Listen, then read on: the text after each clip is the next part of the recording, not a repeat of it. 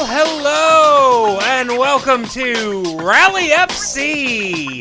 That's right, the Ghostwriter podcast on the Flying Cow. And as always, I am not going to be doing this show alone. I have here with me a very good friend. Everyone welcome Jonathan Harrell. What's up, everybody? How are we doing today, Jonathan?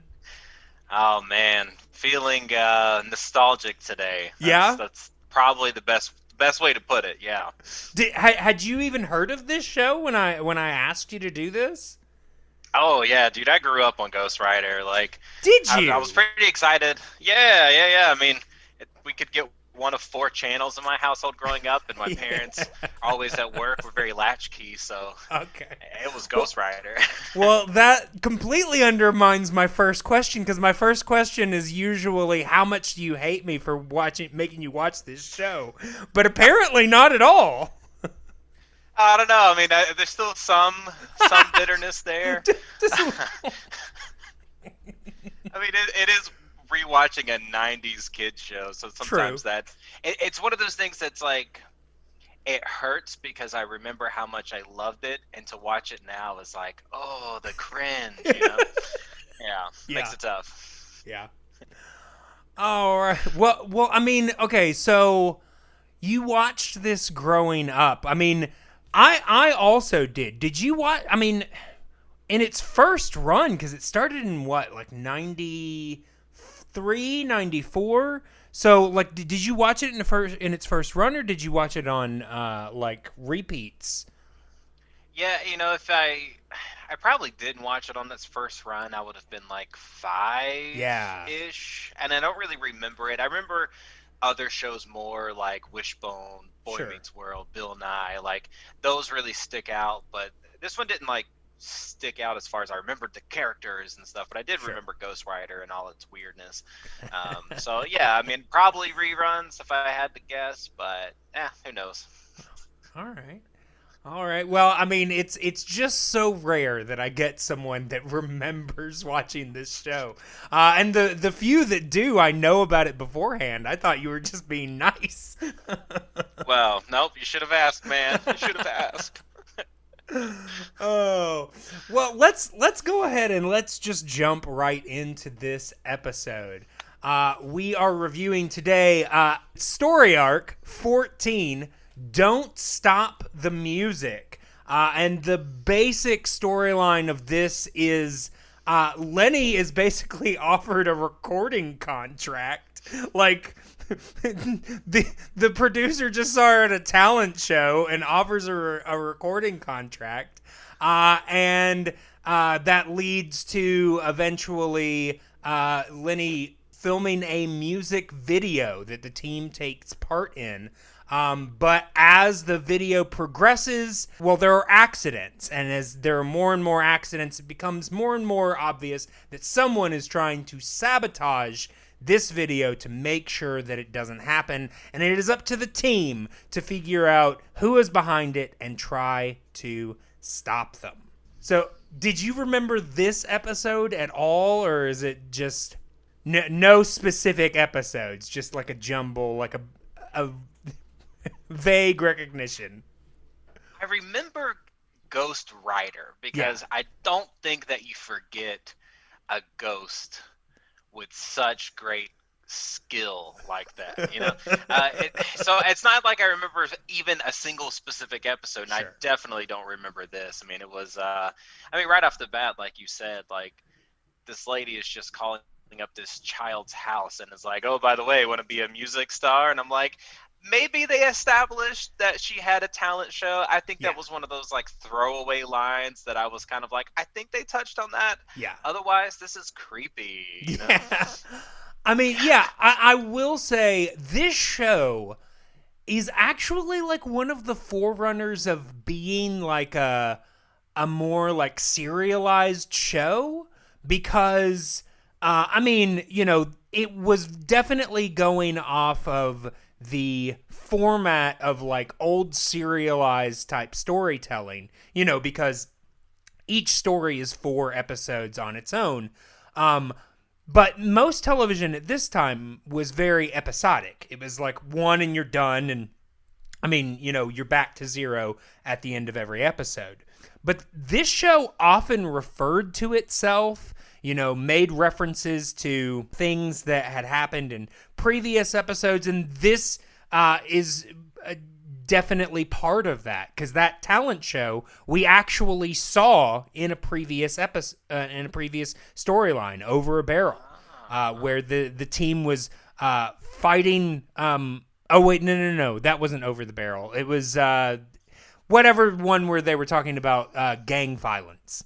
But which every '90s kid show needed a conversation about violence, yeah. But yeah, so we're referencing this. I will say though, I'm like kind of wondering, because like, I mean, we'll talk about the timeline issues that this episode brings up, but if she saw her from that talent show, like we're talking, that was like late middle season 1, and we're already towards like the exact same era of season 2, so that could have been like a year ago. So it's like, why did she wait so long to contact her if she was that pumped about her from... It's like, did she just all of a sudden need to meet a quota? Like, what's going on here?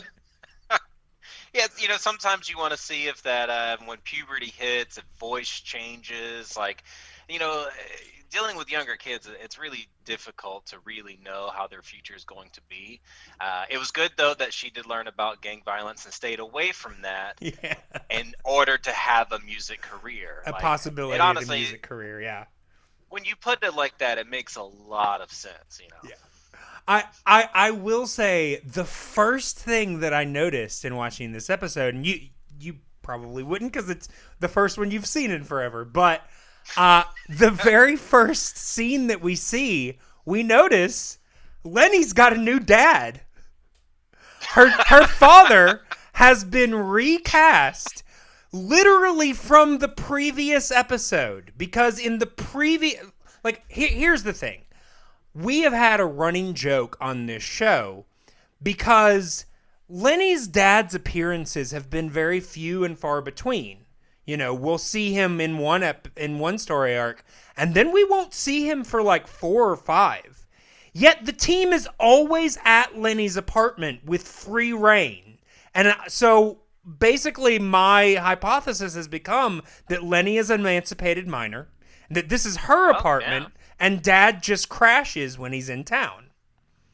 Yeah, for sure. And maybe, so explain to me the whole girlfriend situation. Is she the same? Is this a new thing that started this arc? That came up. I mean, honestly, we haven't seen Sally since since I think the first season. So it's been one of those. I mean, this show is weird with relationships. We're gonna talk about that more later. But yeah, I'm assuming that Sally's been in the picture the whole time, but since we haven't seen Dad, we haven't really had a need to also see Sally, and so they're just, or maybe old Dad and Sally broke up, and Sally just likes new Dad better, because in my head, Lenni got tired of old Dad, and maybe one of the jokes he said in the last episode were too much. She fired him and got new Dad. See, yeah, I mean, that to see how this might work. It's a great point. I mean, honestly, we don't really understand fully Sally's relationship with Lenni. She could actually be like someone who lives in the same apartment building, looks after the girl, and then brings in father figures. They might be the same guy, they might be different guys, in order to. And Lenni just calls them all Dad. Well, yeah, because that's part of the deal that they struck, obviously. Yeah, I mean, I will say they repeat a beat in this episode that Lenni kind of gets pissed about Sally, having reign of the apartment. And I'm like, you kind of did that like half a season ago. Do we have to keep rehashing this? It's like, I understand, things, kids don't get everything all at once, but we don't necessarily need to see it on television every single time. Yeah, I mean, but at the same time, I feel like you do need to address it when, from the beginning, this lady almost burns down her apartment. Their apartment. I Yeah. mean, I'm just saying, like, I think that she needs to understand why Sally is going to be around, especially after major incidents like that. Yeah.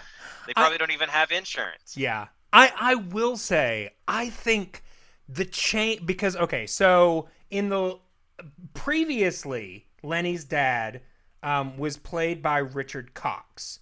And starting in this episode, he is now being played by Keith Langsdale. And it's just because here's something you don't know about the background of Lenny's dad. Lenny's dad is supposed to be a musician, which, Oh. knowing that, number one, colors a lot of his dialogue. I'll talk about that in a second. But also, Lenny, like, Richard Cox looked like he could be the front man of a rock band. Like, he had long black hair, was often wearing, like, leather jackets, and, like, he looked like a rock star. This guy looks like he might be backup for an easy listening group. Like, Yeah. he just completely different looks. 100%. Just not the same at all. Yeah. Yeah, this guy is he's very much a dad. Like, we're like, oh yeah, I used to sing in the front of my church choir. Yeah. When I say the front, I mean the far back, Yeah, I mean, Like, yeah, that's definitely strange. he is definitely believable as a dad, and I will say strikes much more of like a dad figure in some of the scenes with Lenny where he has to, like, pull rank kind of thing. Whereas with the last dad, it was more like, hey, we're buds, until, whoa, you were rude. That was weird. It's like, don't do that, friend. To find, too. Yeah. Yeah, it's like, yeah, you want to treat them like people, but, like, they're still kids, so you have to pull rank sometimes. But yeah, the whole, like, buddy dad rock band guy, like, I could see PBS wanting to pull away from that eventually anyway. Sure. Like, I mean, yeah, that makes sense. I mean, I'm sure that it really must have just come down to, like, availability or something like that. But it's just a weird switch all of a sudden, especially since Richard Cox was literally in the last story when he hadn't been in, like, any for, like, 4 or 5 before that, That's amazing. Yeah. That's amazing. But yeah, so Lenny gets a call from Jade Morgan of Smash Records, and immediately is like, I want you to come in, sing me a song, let me see what you got, and we'll see, where we can go from there. And the moment that happens, Lenny is just like, all of a sudden, she can't figure out how to write a song. She's very down on herself. Sally actually gives her the suggestion that apparently she saw in an interview with David Bowie, of writing down just random words and then, like, piecing them together kind of like a puzzle kind of thing. That is what Lenny ends up doing. She starts off very negative and then is able to, craft this, of course, song about believing in yourself. Well, yeah, she was able to flip the script, so they say, on the negative views. She was able to cruise on down to new emotions. Well, yeah, I love that whole, like, throw to, like, David Bowie. I mean, Bowie's English, right? I'm right in saying that. Yeah. So of course Sally, the, like, English lady British, who lives in the apartment building, and was like, oh yes, I very much love David Bowie. I listen to all of his things. This is what David Bowie she says. She said, when I still lived in England, I saw this, and I'm like, yeah. First of all, you could have seen that interview anywhere. Bowie is not just in England. Yep. I wish Lenny would have, like, been like, Bowie? Who is this? Like, really played up on that. Oh yeah, I mean, it's just a little silly, but she gets together this song and goes in, and I do want to say the music producer Jade Morgan, is being played by Annabelle Gurwitch, who I don't know.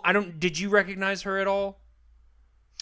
No, I mean, besides maybe a vague familiarity, Sure. not really. I will Yeah. say, I think probably like a year or two after this, I remember seeing her most when I was a teenager, watching her on TBS Dinner and a Movie. Basically, Oh every gosh. I think it was like Friday nights, they would play a movie, and in between, for the commercials, they would basically have like little skits where they would like, make things, and they'd bring in guests, and they'd just be, it was kind of like a play on like the Elvira type thing, like a movie host kind of thing, but they were trying to update it for the 90s, and be cool and hip kind of thing, and make dinner, things that it's like, oh, that's great. Doesn't help us a whole lot. Right? Or like, but that movie though, I mean, was playing. But I yeah, remember that. That's a throwback. and apparently she is now a podcaster about. She's hosting some show on Max Fun about pessimism. At least that's what I got from the commercial. Yeah, I mean, it fits with the theme of this song. Maybe she got inspired from Lenni, and her career's really, really ended up somewhere. Yeah. That's great. That's good for her. But I will say, so first of all, Lenni sings what she's got for her, and the first thing Jade says is, number one, Jade's not in there alone. She's with her publicist, basically, Sonia, who is eventually described by Hector as, oh, the woman that thinks she's a teenager? And I was like, there is no better description than that. Like, she's always wearing, like, very 90s, teenage fashion. And it's just like, okay, yeah, she's, probably like in her 20s, but trying very hard to look hip kind of thing. And trying so hard for the, like, surfer vibe, like that was it's interesting to me. Is she starts off with this like yeah, bruh, like, oh, hip, man, but then like as the episodes progress, she falls more into the hip hop side that she's bringing, and like, I'm an inner city hippity hoppiter, and that's just awkward. Oh, so awkward, because it's like, I mean, they're not even doing it well. I wrote down something that she had just said, and man, did it just like, I mean, something to the effect of, she was just like, yo, man, yeah, that's real fresh. And I was like, oh my God. To translate now, I mean, that's like me in my 30s. I'm turning around and I'm saying like, oh yeah, that's like totally lit, fam, so yeeted, like it just doesn't, it doesn't feel right. It doesn't make sense. Yeah, that is something we run into a lot on this show, because it is a show about kids in the 90s, but it is being written by men, mostly, probably. I think there were some women on the writing team, but people in their 30s and 40s. So yeah, when they write lingo for the kids to try to sound hip and cool, it ends up sounding more like this. Ready for one dynamite, dude? Yeah. That was never cool. But even when the kids say it, you there's a part of you that can, you suspend that belief and you say, at least the child said it. You can tell it was written by this 40-year-old white man or whatever, but like, when the kid says it, at least feels a little more natural with her saying it. Yeah, it's real bad. Oh my God, it was so painful. Yeah. Like, yeah. No, I mean, yeah, there's definitely some gap there with them. I mean, you really just have to compare it to similar dialogue that was coming at almost the exact same time from Fresh Prince. You compare lines that Will Smith was saying to lines these kids are saying, and it's night and day. You can tell, who is more, comfortable. Number one, actually has the dialogue right. And number two is just, more comfortable saying it because it actually is natural for him.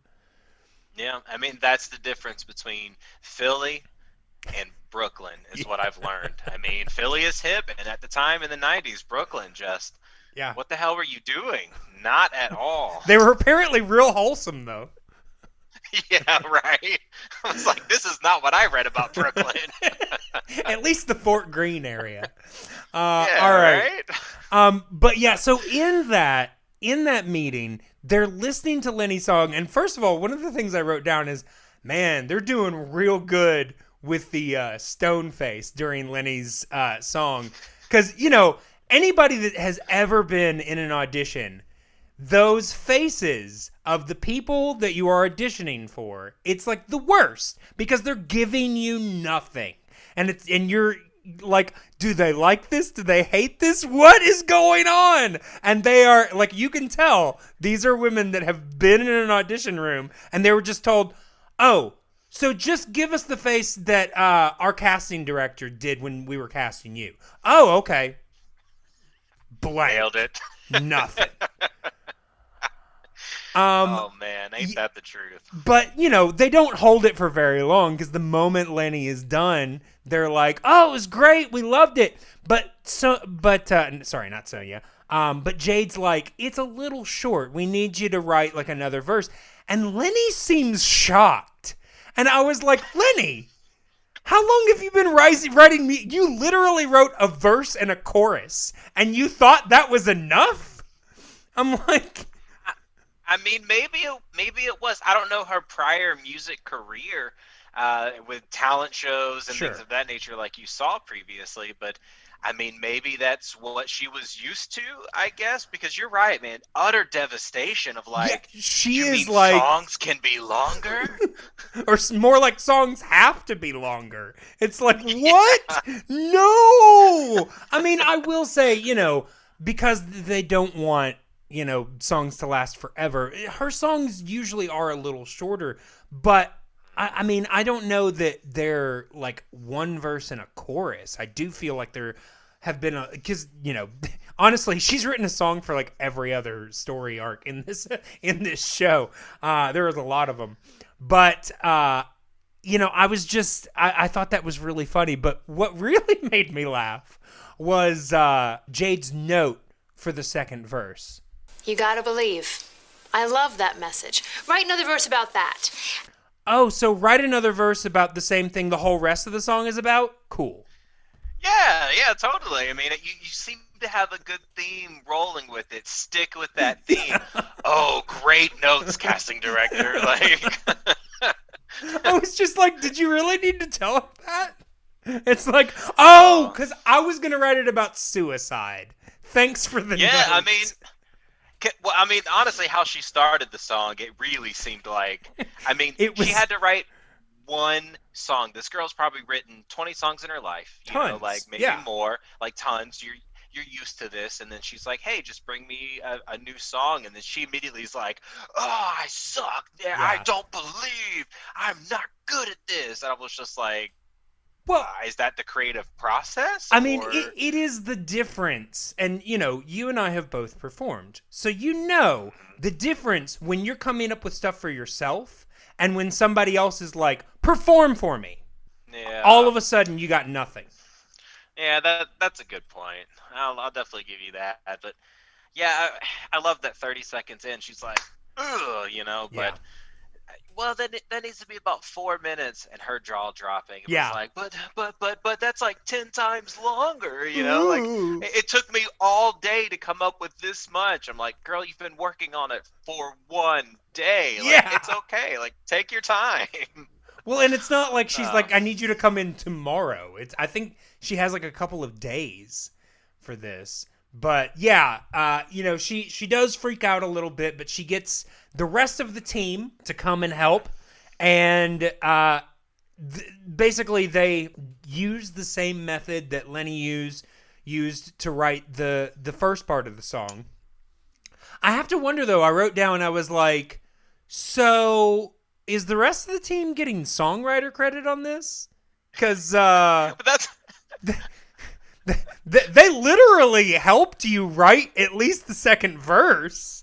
What I love about that though is like even the first verse, like her dad was like da da da da da, and then she was like, "Oh yeah, absurd is the word, and curd and bird learn," Yeah. and she like he fed her all of that stuff, but she was the one who had the talent to put the same words together. Yeah, which And then she goes to her friend's house right before they do the rally, and her friend is like, well, I mean, you have to like climb over that obstacle and like keep moving on. And she's like, climb over obstacles and keep moving on. Where did you come up with this? I'm a genius. And she takes full credit for it herself. And the girl's like sitting over there just like, wow, like you're amazing. It reminds me so much of Walk the Line. I don't know if you ever saw that movie, the Johnny Cash, like Joaquin Phoenix. And I loved every single big music moment in his life. Like, Reese Witherspoon at the time was like, honey, you have to learn how to walk that line. And the next scene it's him like, oh God. I hate like those cutesy biopics like that. It's so dumb. It's so fed to him. And I feel like they did the same thing. They were just like, where's this inspiration coming from? Oh, from the girl to your right who just said everything that you want to put in your song. But it's okay. You can eventually backup dance. Whatever. Yeah. Which also brings up. Okay, so earlier in the episode, when he tells Lenny that it's a call from Jade Morgan, she goes, "Very funny, Tina," and I'm just like, okay, of all of the friends that you have, does Tina really seem like the practical jokey type? It's like Tina is like so mature that half the time I'm like, are you sure you're a child? Because she is usually the one that keeps them on focus and things like that. And I just thought it was so funny that her first thought was, for somebody's messing with me, it must be Tina. I don't think you know your friends very well, Lenny. Not at all. And I feel like that the dad would have known her friends' voices. I mean, you back in the 90s, you knew everybody's voices on that phone, like every time. Yeah. Except for the fact that it was new dad who I mean, he hasn't met these kids yet. Father. Yeah, he doesn't know. He hasn't met them. Maybe he doesn't know this is not Jade Morgan. I don't know. But I will say, with that being said, Lenny's dad is also a musician. And several episodes ago, he was actually supposed to have a chance at a recording contract. And then, there was an accident. His instruments got messed up, stuff like that.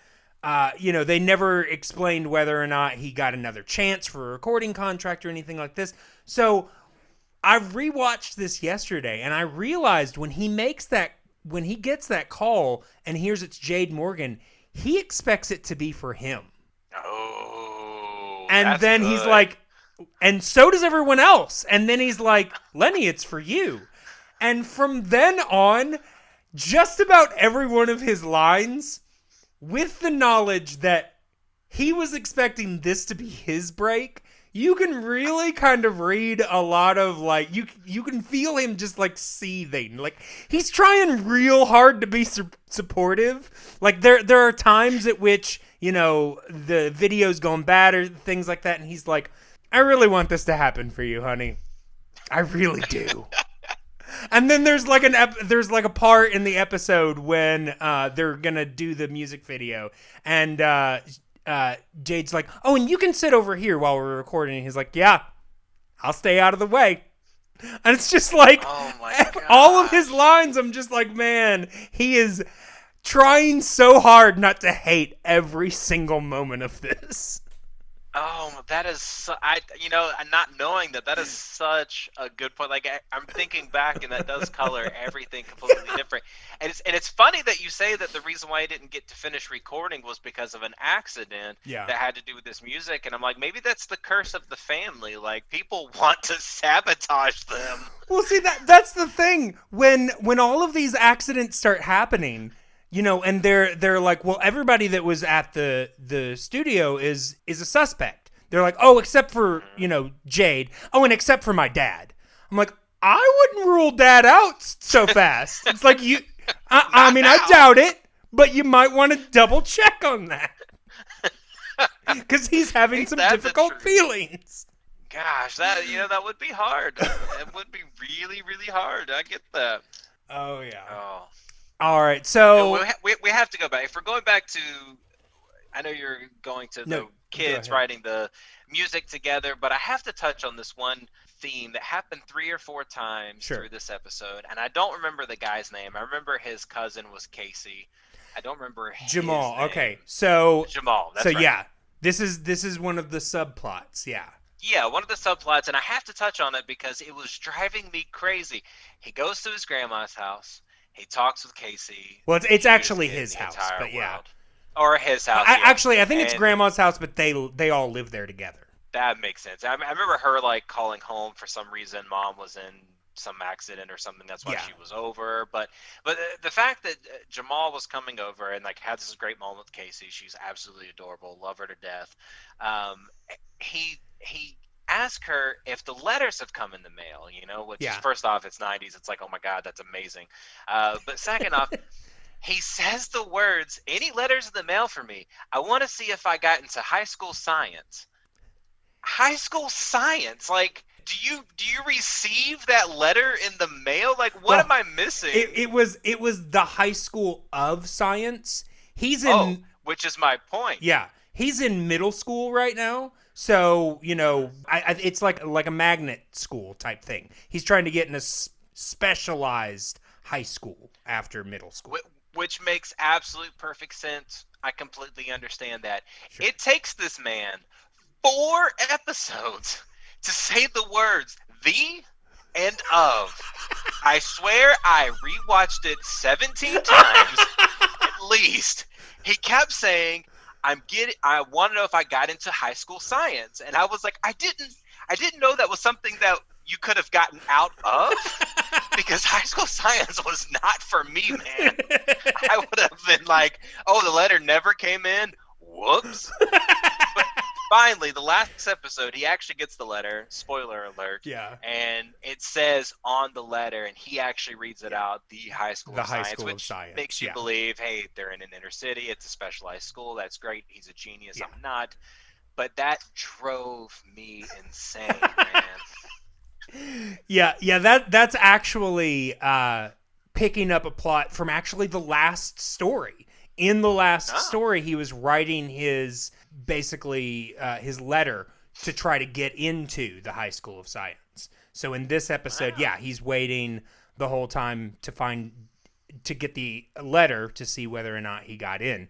But you quickly touched on his cousin, and yes, in this episode, we are introduced to Jamal's cousin Casey. And okay, so she's not as bad necessarily as that. She actually has a little bit more storyline going on. You touched on the fact that, she's there because Casey's actually from Detroit, and her mother fell. We will find out much later on that there's much more to the story. But at this point in time, she is staying with Jamal and his family because, her mom's in the hospital. And the main thing about Casey at this point is that she is very precocious, and, she likes to tell jokes. She gets peanut butter everywhere. She's a typical kid. Yeah. I feel like, because by the end of this episode, she sees Ghostwriter, so she kind of joins the team. I will say, though, she doesn't come back for like a couple of stories, and after this episode, it takes her a while to actually join the team. But I just, a couple stories before this, we got the addition of Hector, who, I've mentioned before is an odd case because the actor is actually the same age as some of the older kids in the cast, but he's playing a character who's supposed to be the youngest on the show at this point. He's actually supposed to be younger than Gabby. But it's weird because, sometimes it's like, okay, yeah, I guess he's like, 8 or 10 or something like that. But then he says goofy shit like, I like trucks. And it's like, okay, are you 10 or are you 5? Yeah, right? But that it's like, okay, so they're trying to skew the show younger. And it's like, okay, I get that because, the kids are definitely getting older. When they started, I think most of them were like 10 or 11. And now they're like 14. Jamal Sheldon Turnipseed, when this episode came out, was 16.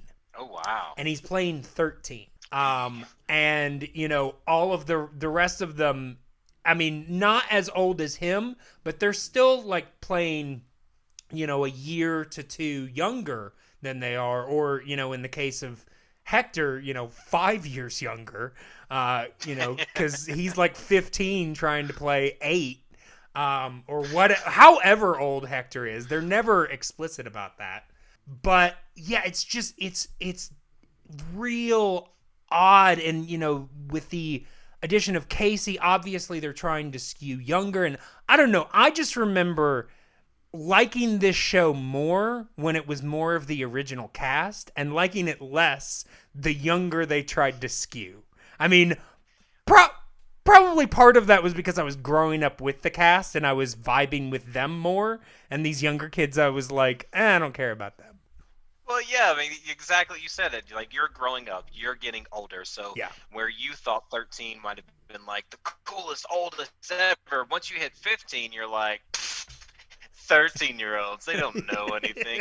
And so, yeah, I find that annoying, especially when they go younger than that. Like, Yeah. as an adult, I'm like, you kids are whatever. But then, like, Casey is the most adorable thing because she is so young. Sure. Once those kids have hit, like, puberty and those teenage years, I automatically am just like, like, I get Yeah. so, I don't know, all the feelings of growing up, like, come back, where Sure. I'm like, stupid teenagers.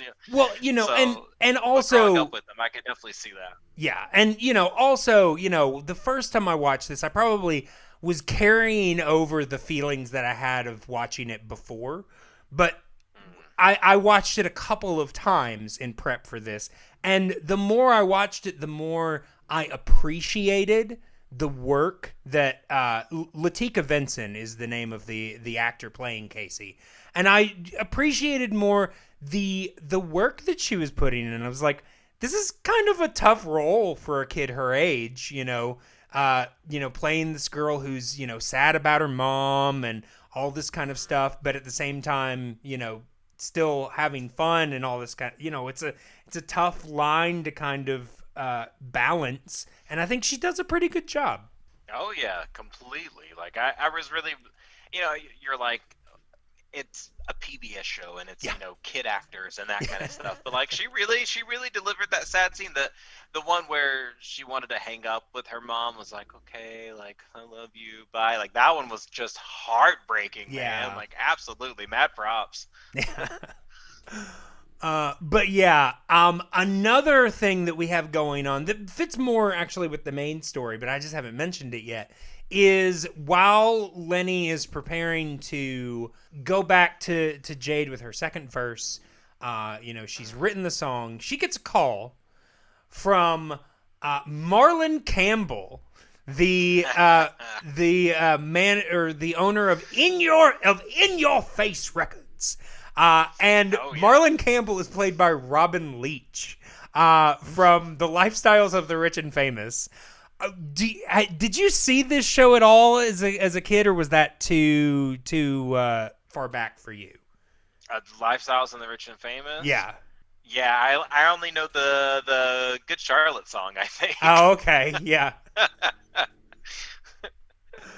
Yeah, no affiliation there. But I mean, even beyond that, Robin Leach is such a big character that he's fun to watch. Right?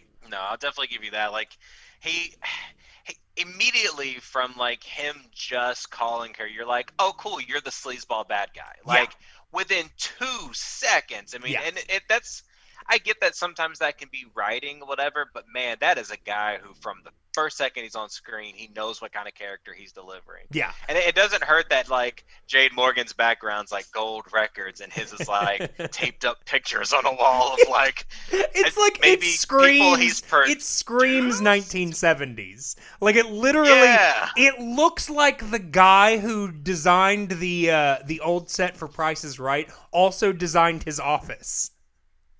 Yeah. But like those pictures were driving me crazy because I'm like, I can't tell if this is talent and low budget for him trying to show that, or if these are people that he is stalking and he just happens to be calling from that same room. Like, it gave a really creepy vibe, which is again the point. What he's going for. Yeah, I mean, exactly. He calls Lenny basically trying to steal her away from Jade, plain and simple. He offers her a 3-album deal. He's never even heard her sing. At least Jade saw her perform at a talent show, But this guy has never heard a bit of her talent and is ready to offer her a 3-album deal. And of course, Lenny's dad is like, first of all, you have a commitment. Second of all, we don't know who the hell this guy is. Let's But hey, things move fast in the music business. Apparently, that was how he even got the information was beyond me. Maybe that's the way he does business. Yeah, one can only assume that he's got beyond what we find out in this episode. He's got to have a mole working for Jade.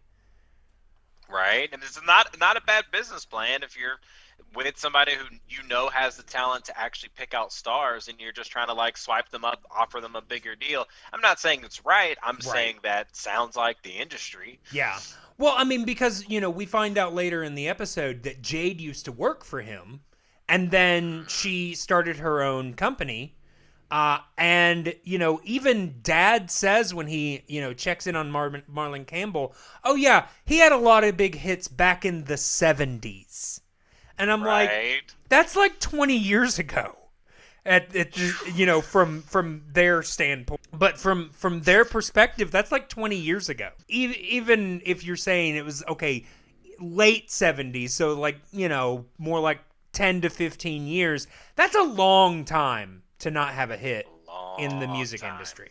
But yeah, so Lenny goes and Jade loves the song, immediately signs her, and they're like, oh, let's do the music video. We need kids for the background. They need to be real, and we'll do a nationwide talent search. And of course they're like, we want them to be diverse and real. I'm like, okay, so obviously you're describing the Ghostwriter team.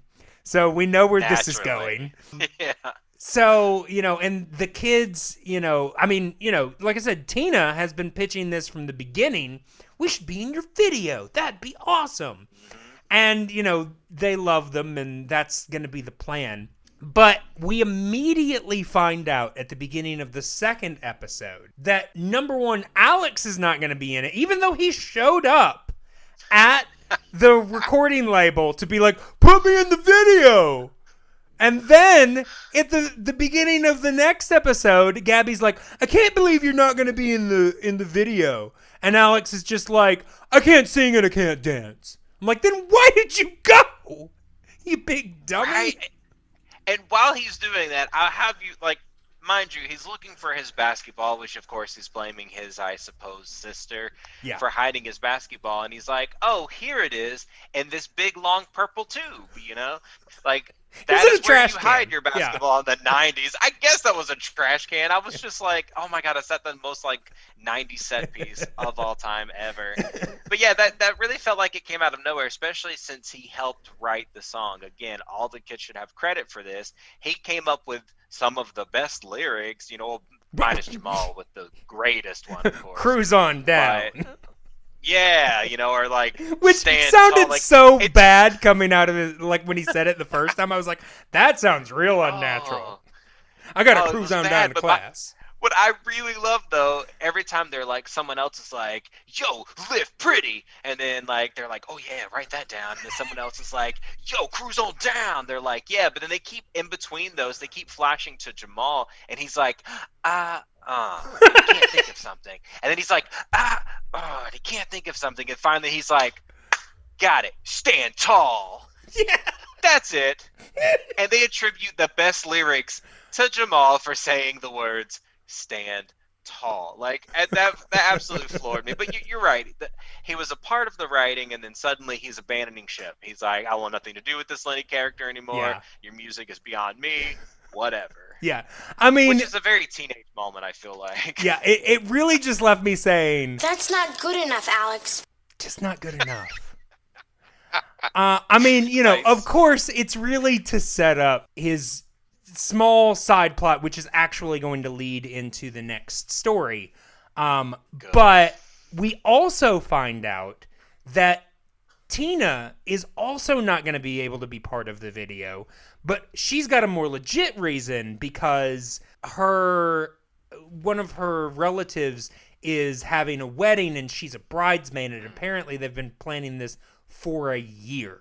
And it's not her fault that Jade decided to record it the one weekend Tina couldn't be part of it.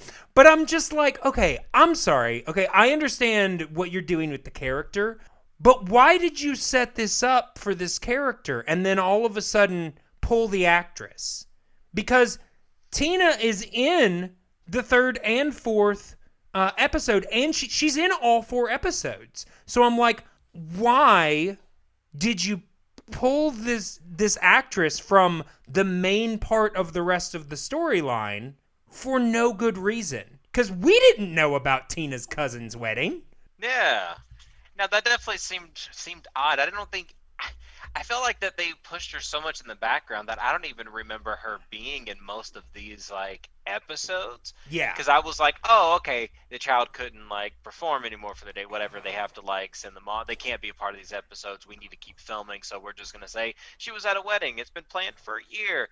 I didn't even realize that she's back in it, and like, I mean, granted, I'm not as familiar with these characters watching it, recently, but still, that seems very odd to still have her in it, just not a part of it. Yeah, it made no, especially for her to be so much a part of the build up to it in the first episode. I mean, I don't know. Maybe it was a scheduling conflict. Like she could only come like certain hours, and those happened to be not the hours that they were going to be doing the music videos. I don't know, but I will say, I mean, I really hope that it wasn't so that she could film this next scene we're going to talk about, because I'm like, number one, they could have done that at any point. I will say though, I'm glad that they finally did this scene, because from literally the first episode, they have built up this kind of crush attraction between Alex and Tina. In like the middle of the first season, he, after basically phone stalking her the whole episode, is like writes a script where he asks out her character, and Tina's smart enough to realize that he's asking her out, puts it down and is like, "I'm sorry, your character's name," and he's like looking at the script like, "I didn't write that." And then she's like, "I'd rather go with my good friend Alex," which is like, oh, that's sweet, but is this a date? Because you just called him your good friend. Like, what's going on here? Right. And then like in like a couple episodes later, they're checking something out and they're like running from somebody, and they jump in the back of a truck with a bunch of garbage in it, and he kisses her, because he's just real smooth like that. And I mean, she says later that she thought that she was fine with it and that she liked it, I guess. But it's just been one of those things that it's like, are they together? Are they not? And then there's been like literally 3 storylines in a row where they haven't mentioned it at all. And there have been things like, Alex's dad was part of an accident, and, Tina's friend is missing. All of these things that they could really have used each other's help with, and they're not acknowledging each other's existence at all. So that's kind of awkward. Yeah, so finally, we get this scene between Alex and Tina where Alex is like, I'm sorry that I haven't called and asked you to go out or anything for a long time. Which, immediately I'm just like... That's not good enough, Alex. Really not. Really not good enough. And of course, you know, she shows up looking real nice for the wedding, so I'm like, well, duh, of course that's why you suddenly thought of it. Right. But, you know, she's just like, yeah, whatever. You know, what happened last year is last year. We're just friends. And he's just like... Yeah, friends are good. Yeah, sure, Alex. You just keep telling yourself that. I'm sure somebody will believe you someday. Yeah, you know, it's one of those things, too, where I feel like only coming into with this story arc, not having that background makes it way different. Yeah. I felt like, oh, okay, so they're really exploring this idea of when you become a teenager and you've been around the same people and you have the same people growing up, that kind of stuff of like, those lines start to blur. Yeah. Some guys and some girls will start finding some of their closer friends like really attractive and they're not sure why and should we explore this, and then sometimes you do, and then you quickly realize like, oh no, what is this, you know, where it's just kind of weird, we have a different type of relationship. So I was able to see it from that perspective, not having that background, but as soon as you put that background on there, I'm like, oh well, that's just awkward. Yeah, no, Alex is just an idiot. That's not good enough, Alex. Yeah, really not. Really not good enough. Well, and then, of course, at the end of the scene, they both have, like, lingering, like, even Tina looks back and is just like, he really missed out. And I'm just like, yeah, he did, Tina. Oh, my gosh, right? But, like, further playing up on Alex's idiocy, we have to, like, a little bit into the scene. He's out there, like, after this, he's playing, like, I guess he was kind of playing basketball by himself before. You know, he's doing the typical thing, like, 3, 2, 1, I'm put up the shot, I win, in your face. I beat Michael Jordan, Yeah, I'm lonely, you know, like, that typical thing. Like, I grew up doing the same thing, I get it. Yeah. But did you have a girl like Tina to call? I don't think so. No, I don't think so.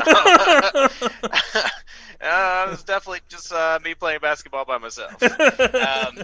But hey, this group of guys come up, you know, the Dragons, you know, which first off, I absolutely love. I'm like, why the hell in the 90s were we so obsessed with naming everything dragon? Like, double dragons, dragon this. I mean, it makes Game of Thrones these days make so much more sense why we all lost our shit when they started showing dragons. Yeah. Because I think all of our 90s heart, I didn't realize it until watching this and them naming that street team the dragon. I was like, okay, obviously there's obsession there. Yeah. Moving on, they're like, yo, we got to settle the score. Hey man, can we borrow your ball? And he's like, sure. Throws him the ball and walks away. Just walks off. Yeah. It's his ball. I like. Well, and also he screamed at my television. Also, there's 3 of them. I mean, they keep saying. He keeps saying they're the best 3-man team in Brooklyn. Okay, I guess that's a thing. But is it? And then they don't even turn around. They're like, oh, you know, we're gonna play 2-on-2. Like, hey man, it's your ball. Like, play with us. You know. They're like, we're gonna play 21. Which you can have more than 3 people playing. Like, it doesn't make sense at all. It annoyed me so much because I'm like, there he is, missing his friends, which is his own fault. Decides that he can give this ball to these other guys who he's like a foot taller than all of them, you know? Like, actually has like muscles and is like built for this teenager. And he's like, oh no, I'm just going to talk to Tina, my friend. And then she suggests that he plays. Yeah. And then he's like, oh. Yeah. Because Tina actually would have been a good girlfriend if you'd let her, you idiot. I don't know why that it bothered me on such a deep level of like, you didn't even, what is happening right now? So that definitely goes down in one of those like weirder moments to me of like, who does that? Who does that? That's not good enough, Alex. That's all I got to say. Moving on. But yeah. I was just glad that we finally got that. They finally defined the relationship. I mean, you know, Alex is an idiot, whatever. Yep. But you know, they go to they're recording the video. First of all, something we didn't mention in that scene with Alex and Gabby is Gabby mentions that she showed some dance moves to Jade, and Jade made her the choreographer for the video. Naturally, I mean, come on. She's like, wow, this 10-year-old's got moves. Choreographer. Got it. Nailed it. I'm really starting to understand why people might want to bring Jade down, because she makes really bad decisions when it comes to children, apparently. I mean, I guess, or maybe she's just trying to keep it as hip, as fresh, as natural as possible. They're like, that's a 10-year-old dance move. That's a 10-year-old singing. Yeah, Nailed it. It's true. Just saying. I mean, I will say Maytiana Morales is like a professional musician, and I think she does some dance and stuff like that. So not a bad choice. You know, Gabby's definitely has some moves we've seen in the past. It's just when you put it in context of a 10-year-old is choreographing a music video that is being starred in by a 12-year-old. It's like, maybe we need some adults to be making some decisions.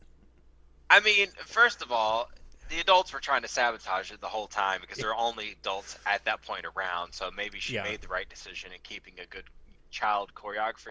But at the same time, I was watching, that was one of the things that I had to actually give them props to. They were doing the same dance move, and granted it was the same dance move like over and over and over again, but like I could not stand up and do that dance move. Like, I don't even know how to describe it, but I was like, I mean, maybe that's the move that she showed her. And we know that she has good taste because when her publicist, when you first meet Jade and she, you know, they walk into the office and the publicist is like, yeah, you know, we should have Chucky Chuck in his underwear. And you don't really get any more context besides that. And you have to think that she's working with like teenage stars. Like that is the whole, like that's what we get from her so far. And then you walk in and she's like, yeah, totally put that teenage guy in his underwear for this next music video. And Jade has the good sense to say, no, we know that she does make some good decisions. Sure. Yeah. Yeah, honestly, saying, I want to give some props to Jade. They kept throwing out these names of musicians, and like some of them I just, because we've seen in the past that when it comes to like naming things, the writers on the show are not very good. So I was like, some of these sounded like Chucky Chuck and Hopscotch. I was like, are these real? And I looked them up. Some of them were real. Chucky Chuck was actually a musician. Still does some stuff. Wow. Now Hopscotch I couldn't find, but like some of these others that they named, I was just like, are these real? And then I found out, oh no, the 90s were just a real weird decade. I'll say. I mean, they did have Salt and Pepper on the episode for like 10 seconds. Yeah, they didn't use them for anything besides to say hello, but that was nice. Yeah, I mean, they've actually got a decent guest cast for as far as musicians, because like you said, they got Salt and Pepper, they got Dr. Dre, they got a couple of other people, which, I mean, I wasn't really in touch with the 90s music scene, so those were the only two names I recognized at all. But well, and the funny thing is, most people are not going to realize this, and you probably do, but the Dr. Dre they got is actually the one that predates the Dr. Dre that I grew up with. Oh, I didn't realize there were two. He was a hip-hop artist before Dr. Dre / like NWA, Eminem, Snoop, all that stuff, whatever. So he kind of actually got his name from another guy who spelled it out full name Doctor instead of Dr. So when I saw him, I was like, that's not Dre. Oh wait, this other, like, one of those random facts I just happened to know. But I thought that was hilarious because at first I was like, did they just like cast someone else's Doc? Oh wait, no, that's the original Dr. Dre. Gotcha. I did not know there were two Dr. Dre's. I learned something new. Yeah. Google it. It's fine. Yeah. But yeah, so as we get onto this set, we are introduced to a whole cast of characters who will eventually become our suspects. We've already met Sonia Ivy, the person in charge of PR, basically. And we're also introduced to the director, David Keeler, who is constantly in schmooze mode, constantly handing out his... Like, he hands Lenni a card, 5 times. I was like, you realize you're currently working with her and she's 13. But okay. Yeah, right. We are introduced to Avatar, who is only ever described as he's the fabulous Avatar. And what I loved, did you notice when they when they start writing the case book and they're just putting everybody that was, because it's a closed set, but everyone that they put in the case book, or everybody that was there, had to go in as a suspect, with the exception of Jade and Dad, which I'm still saying might want to look closer at Dad. But when they got to Avatar, under evidence, they wrote fabulous. Fabulous. And I was just like, how is that evidence? Because that's all you know about him. He's just fabulous. I work with people whether they're fabulous or not. That's the only words that really come out of him. I will say, he definitely had that, hairdresser, kind of, well put together looking guy. Looked honestly like he was probably on a soap opera or something of some sort. Right. That's what his acting reminded me of. And we eventually find out that he was actually in love with Jade. She was really nice to him in high school and all this kind of stuff.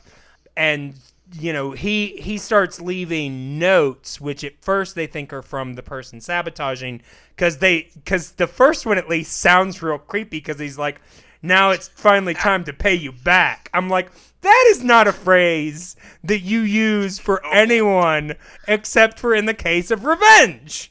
It's true, and when writing, you can't get tone or inflection, and so when you write that out, maybe he's reading it in his head. It's like, I'm going to pay you back something great, Yeah, because you were real nice to me in high school when I was a dork, so I'm going to pay you back for that. No. It's okay. He gives a speech, and he was like, you were a nerd in high school, and he quickly, sharply throws his head around and goes, I grew out of that. It was so one offended that he ever was, but two, someone challenged his nerddom. He's like, I grew out of it. It's okay. Oh my God, I lost it over that. But yes, very, very threatening notes. Yeah. Then the last one is the guy who is in charge of lighting, Leif Shaunessy. And okay, there are a lot of things questions I have about the casting and character here, but Jake Turner as Leif Shaunessy is honestly one of my favorite parts of this story, because he's just we find out that he's the lighting guy on this video, but apparently he was a singer and a heartthrob back in the late 70s. And he his hit single was called Girl. Or as he puts it, What about my song, Girl? That makes me laugh so hard. It's like, what about my song, Girl? Girl. Oh man, he might have been the lighting guy, but all he did this entire episode was light up my heart. He was great because so yeah, he was a heartthrob back in the 70s, and he wrote this song Girl, but then apparently he was a one-hit wonder because everything he did after that, apparently the thing they read, it said, but he couldn't get a hit after that. His 3 songs after that failed: Lady, Woman, and Female. And all I can think is that they must have been the same song with just that one word changed. That's all I could think. But I just loved that.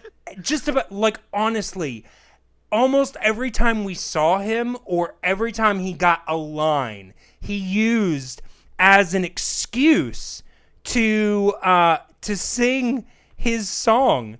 And it was just one of my favorite things. Girl, Absolutely. I really need you, girl. I really want you, you know I'm thinking of you. And I hope you It's know great I because love this you, guy can't sing. girl. But here's the thing. What I love about it so much is what I felt like Ghostwriter, what they did so well in the show was they did a really great job with the music. I actually love like Lenni's music.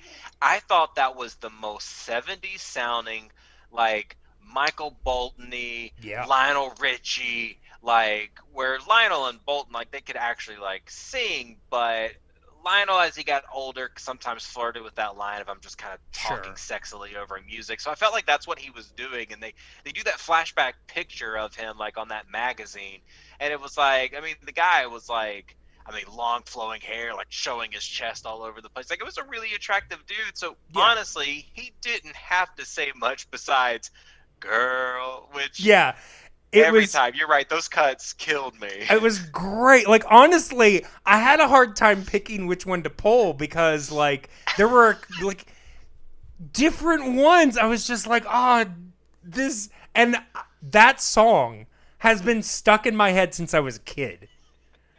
Like, literally, I've had the song, "Girl, I really want you." Like I've had that in my head for forever. Oh, man.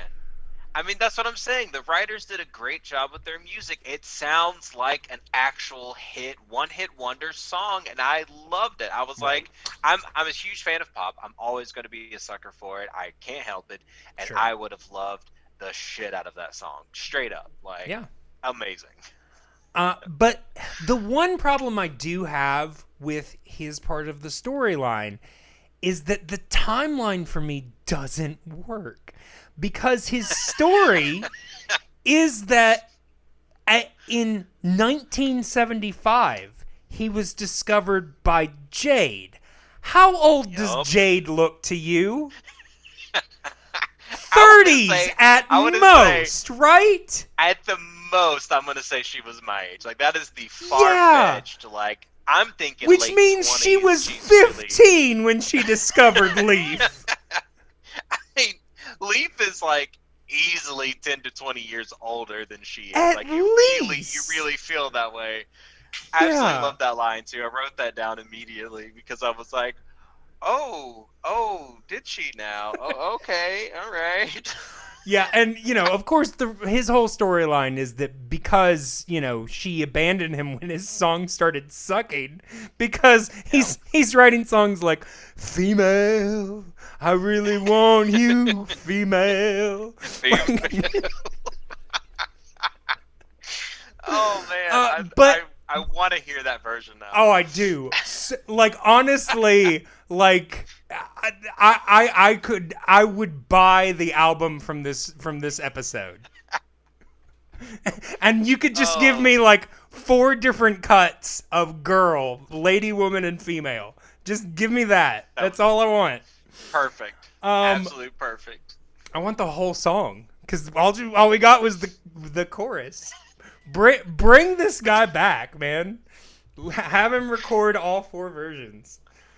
And as we know with Jade, you have to bring her at least 4 minutes. None of this 30-second BS. Yeah. Maybe that was honestly his issue. He could only think of about 30 seconds worth of the song. All he wrote was this chorus.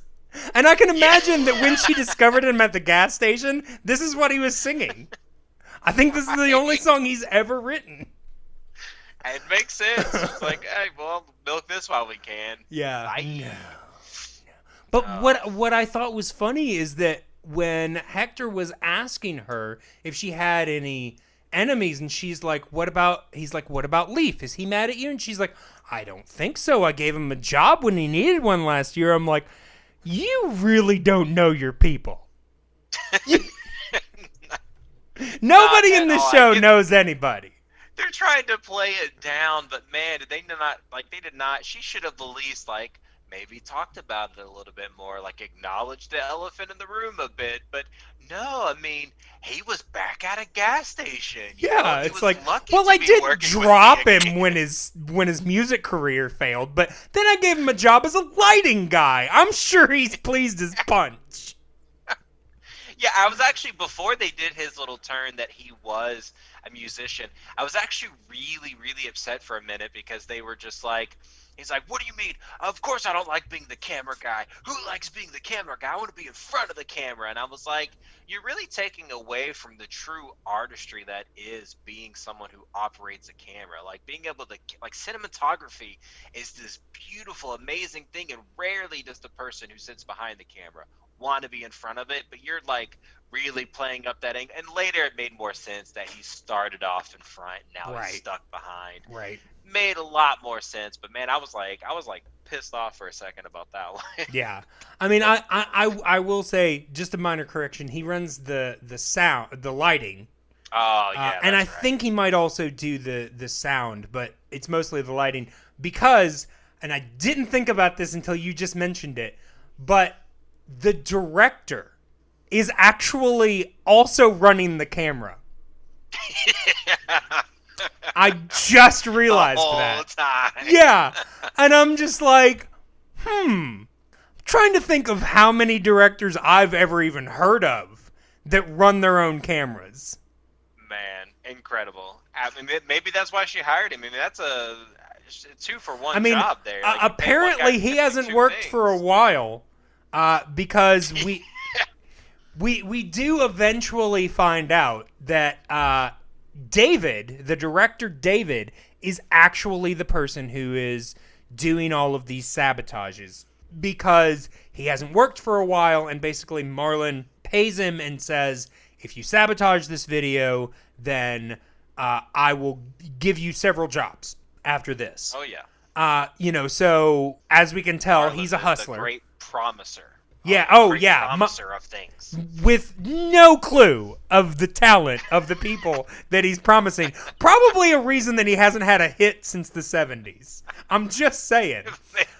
Maybe a good reason. Yeah, but we find this out because David, when he's talking to Lenni, Ghostwriter finds a note that Marlon wrote to David in his pocket. And then Lenni just straight up asks him, so do you know Marlon at In Your Face Records? And he's like, nope, never heard of him. And I'm like, no. You've never heard of a guy that runs another recording label? No wonder you haven't worked in a while.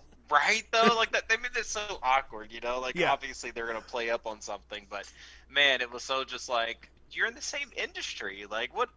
How? Yeah, it's definitely weird. Yeah, but, yeah, I mean, these things escalate. The first thing they do is he turns off the lights. Turning off the lights is really just a prelude so that he can pour glue on the floor, which I noticed in rewatching this time, that really doesn't work because Lenni's got people behind her and they all fall in the glue at the same time. Lenni literally has to walk through the glue that the people behind her stop in order to get to her glue spot. So I'm like, oh my gosh, that doesn't make any sense, but all right, whatever. That whole scene was just so damn weird, though. Okay, so, like, the lights go out. Immediately, everyone's kind of, like, questioning it. They're not scared. They're very brave children. They live in Brooklyn, after all. Like, the lights go out, and then the kids start saying weird things like, hey, someone's touching me. Like, oh, hey, who bumped into me? And, like, saying very, like, seemingly inappropriate things for the lights to be off on all these children, right? But to make it so much weirder, I guess they're trying to keep kids' attention, but Ghostwriter and this, like, little green eye-looking blob thing is just, like, zooming all around the screen like it's a screensaver from the 90s, right? Just bouncing off of everything while the kids are like, oh, something's touching me. Like, what's happening here? Yeah. And then they're like, my feet can't move. And I mean, granted, I'm watching it pretty late at night, but I was freaking out a little bit of, like, is this actually happening? Like, it just felt so awkward and didn't make sense, and now their kids are paralyzed, but maybe they're, like, paralyzed because Ghostwriter paralyzed them? Like, what are they trying to convey? And then I finally figure out that someone's just sabotaging them, right? But it so awkward, so hard to watch that. Yeah. But yeah, so then I think the sabotage after that, the tapes for the lip sync get destroyed. And then I think the one after that is a light falls, which Leif saves Lenni from, and immediately after he does that, the team is like, I think we can eliminate Leif as a suspect because he saved Lenni, and I'm like, first of all, he didn't really save her because the light didn't actually fall because it got caught by like a safety cord, but it just dropped a little lower than it was. And number two, he could have set that whole thing up so that he looked good, even though, Jade eventually basically says you can't write about it, any of the sabotages that happened. But I'm like, you can't necessarily eliminate him from that. But they do, and thankfully for them, they're right. It wasn't him. But, and also I didn't mention, during all of this, after the first couple of sabotages happen, Jamal discovers that Casey followed him onto the set, which I'm thinking, okay, I heard this is a closed set. Real bad security. Yeah. If a child just like sneaks on, and apparently she's like, I just followed him in and the security guard let me in. So apparently Casey is like the best at tailing people on foot, because Jamal had no clue he was behind her. And the security guard is just like, but she was close enough that the security guard is like, oh, you're together. I'm just like, yeah, it was so, because you feel when someone's close to you, like that's an innate like human like energies, and you feel when someone's looking at you. It's an unease, and either she's just really good or Jamal has 0 sense. Right? Oh, okay, but you find out Casey's there, but you would jump to the light issue, and I did have another. A note came with this light, right? Okay. That was something that I felt like was something we have to talk about, because the light almost falls, and everyone's like, "Oh, it could have killed all of us," and it's like, well, the light wasn't that big, but the light said something to the effect of like, next time there won't be a safety cord, or like, I can't remember the exact terminology they used. I think it was like something to that effect. The next thing coming out of Smash Records will be the sound of silence. And I'm just like, so you're going to re-release the Simon and Garfunkel song? That'll be great. I mean, potentially. Obviously, we all love the cover. Somebody took them up on that offer. But I was so like, I mean, the dad does get kind of freaked out, because I think this one was actually like 3 or 4 sabotages in. Yeah. But I was like, someone just literally threatened to murder all of these. Next time will be the sound of silence. Yeah. I will kill you. I will succeed. And they're just like, I don't know, should we do this anymore? And she's like, Dad, please. And I'm like, what is happening? Like 90s television, man, where you can get away with that kind of stuff. Well, yeah, I mean, we know Lenny's all gung-ho for this, because literally when they're negotiating the first time with Jade, and Dad is like, he's like, she's a kid. We need to figure out a good schedule because I don't want this to ruin her life. And Lenni literally says, ruin my life, please. I'm just like, what? On her hands and knees. Yes. I'm like, Lenni, you really need to work on your negotiating skills. Just saying. Pull back a little. It's a tad. Pull back. Oh, man. If that is not a teenage emotion, though, I was like, I probably would have been the same way. Oh, That's why you can't go in and negotiate with those kids, man. Yeah. Oh. The sound of silence. That one's so good. Oh, yeah. I think that might be about it, which, with the exception of there's just a couple of things I want to mention. Okay, so first of all, there is a scene when Hector goes to talk to Avatar, and they've just walked outside, and Hector's like, I can talk to you? And he's like, sure. He's like, sure. I'm just going to get some fresh air. And they're already outside, and he points like, it's over there. He's like, I'm just going to get No, some the fresh fresh air. The fresh air it's over there. We've kept it contained. I mean, I didn't grow up in New York, especially in the 90s, so maybe they had Yeah. designated fresh air air, spots. the fresh air zone. Yeah. Yeah, this is where the pollution is the least. So yeah, stay in this area. Oh. No, that was pretty good. I really enjoyed his little conversation with Hector at that point too. Yeah. He was like, Yeah. "And you know all these famous people," and he's like, "Yeah, I work with Banana Top, ZZL." And Oh I I wanted wrote to write these down. It was Princess Yes. Shaniqua, Nana Strawberry, Yes. and Boys Will Be Nana Boys. Strawberry. Now, I was like, Boys Will Be Boys, actually, I forgot to look these up, but I was like, Boys Will Be Boys sounds kind of familiar. But the rest, I did not know the hip-hop scene of the early 90s at all. So, No. I have a vague notion from when I got older and I started going back before the time of like when I was really starting getting into like hip hop at that time period. Yeah. But so I was trying to like re-familiarize myself, but it also shows you those were probably real people. And honestly, I would not be shocked. But it also shows like how quick and how hard it is to sustain a career in the music industry, man. It's like I was about to say, this was because they not may that have been long big ago. that year, Yeah, you know? that's it. And that you was know? it. Gosh, yeah, that one was pretty good. Yeah, but yeah, okay, so then there was another moment. Okay, so before they figured out that it was David, basically they finished the video and Sonia has taken it to MTV to get it like uploaded and all this kind of stuff, because the whole time pressure is that it's supposed to be ready in time for this big like new artist thing that they're going to be doing. And on her way, she gets mugged, and of course, one of the only things they took was the video. And then we find out that not only has that been done, but also all of the masters at the recording studio have been erased. And I'm like, Of course. somebody must be working on the inside, because I'm not sure how David got to all of those masters.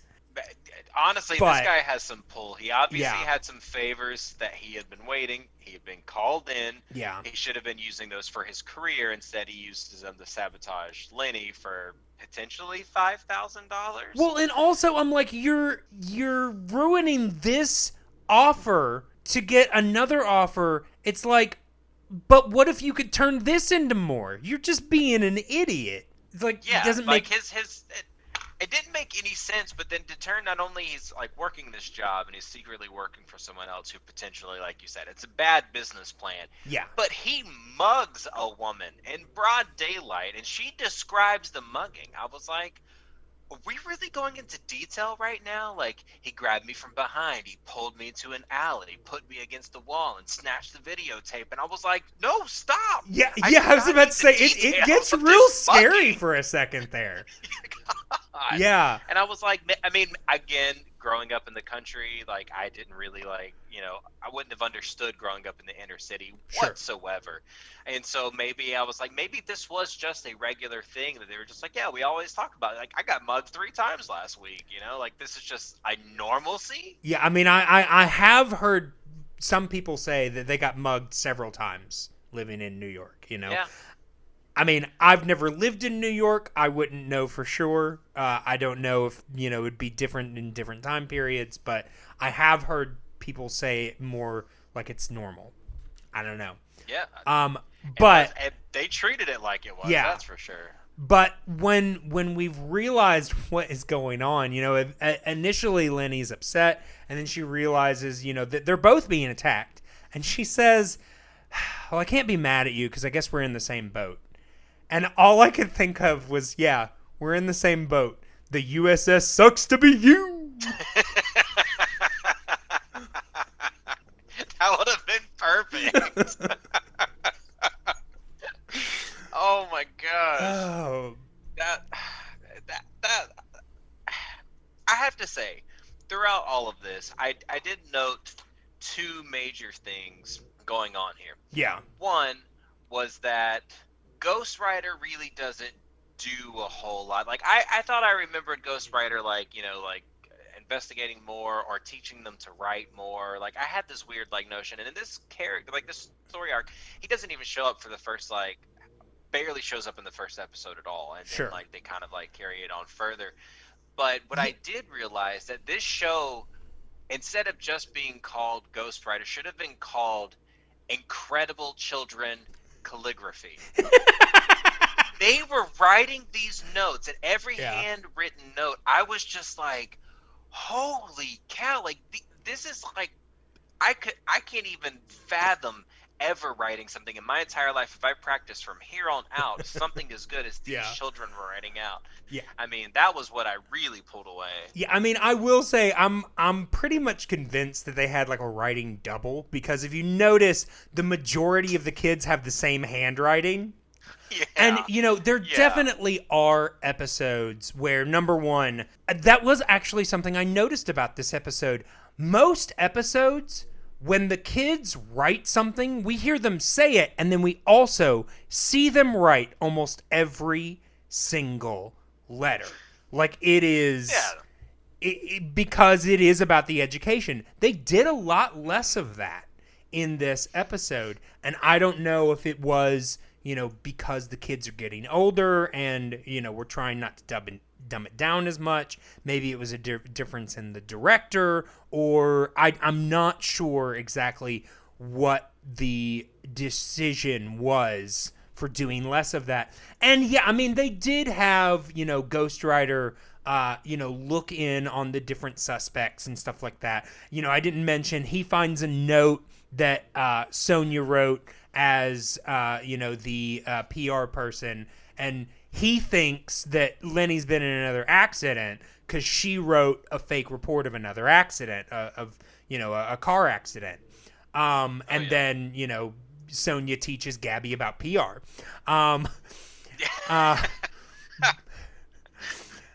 Which I love that Gabby keeps saying, she lied. I mean, she exaggerated. I'm just like, yeah, Right?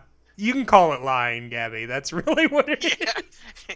As a reporter of the Washington Elementary, like, whatever, I would never lie. She's like, duh. Yeah, you. She's like, stupid child. You have so much to learn about journalism.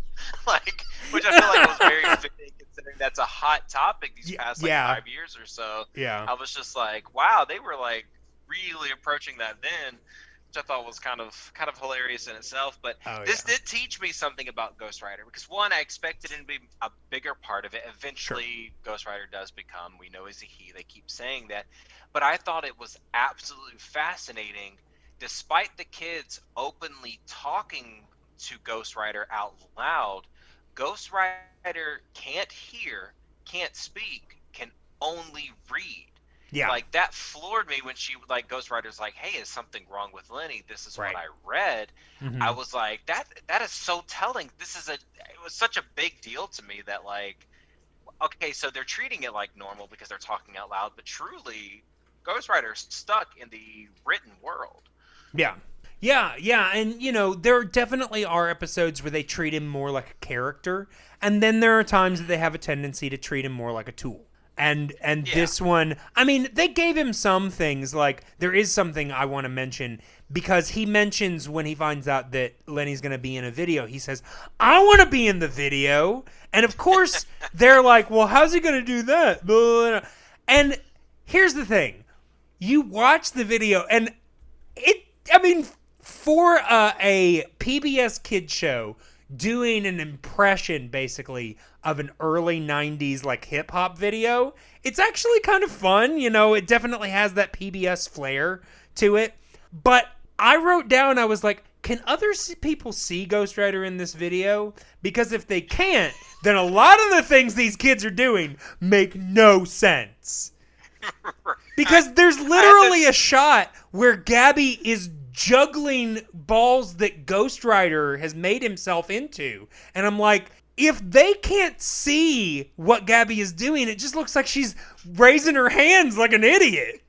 I'm just like... I had that same thought, because they build up this whole idea that not everyone can see Ghostwriter. Right. But we learn that, you know, like when Casey finally discovers Ghostwriter, like that other Right. people can learn, or he can reveal himself or Yes. something. But it felt really, you're right, super awkward for him to be like, I'm going to be in this episode, and like, or in that video, and to be such a prominent part of it. Yeah, see, and the thing is, they never make it clear whether or not his elements are visible. I would have loved for somebody to just be like, man, those graphics you guys did were real cool. When did you guys do those?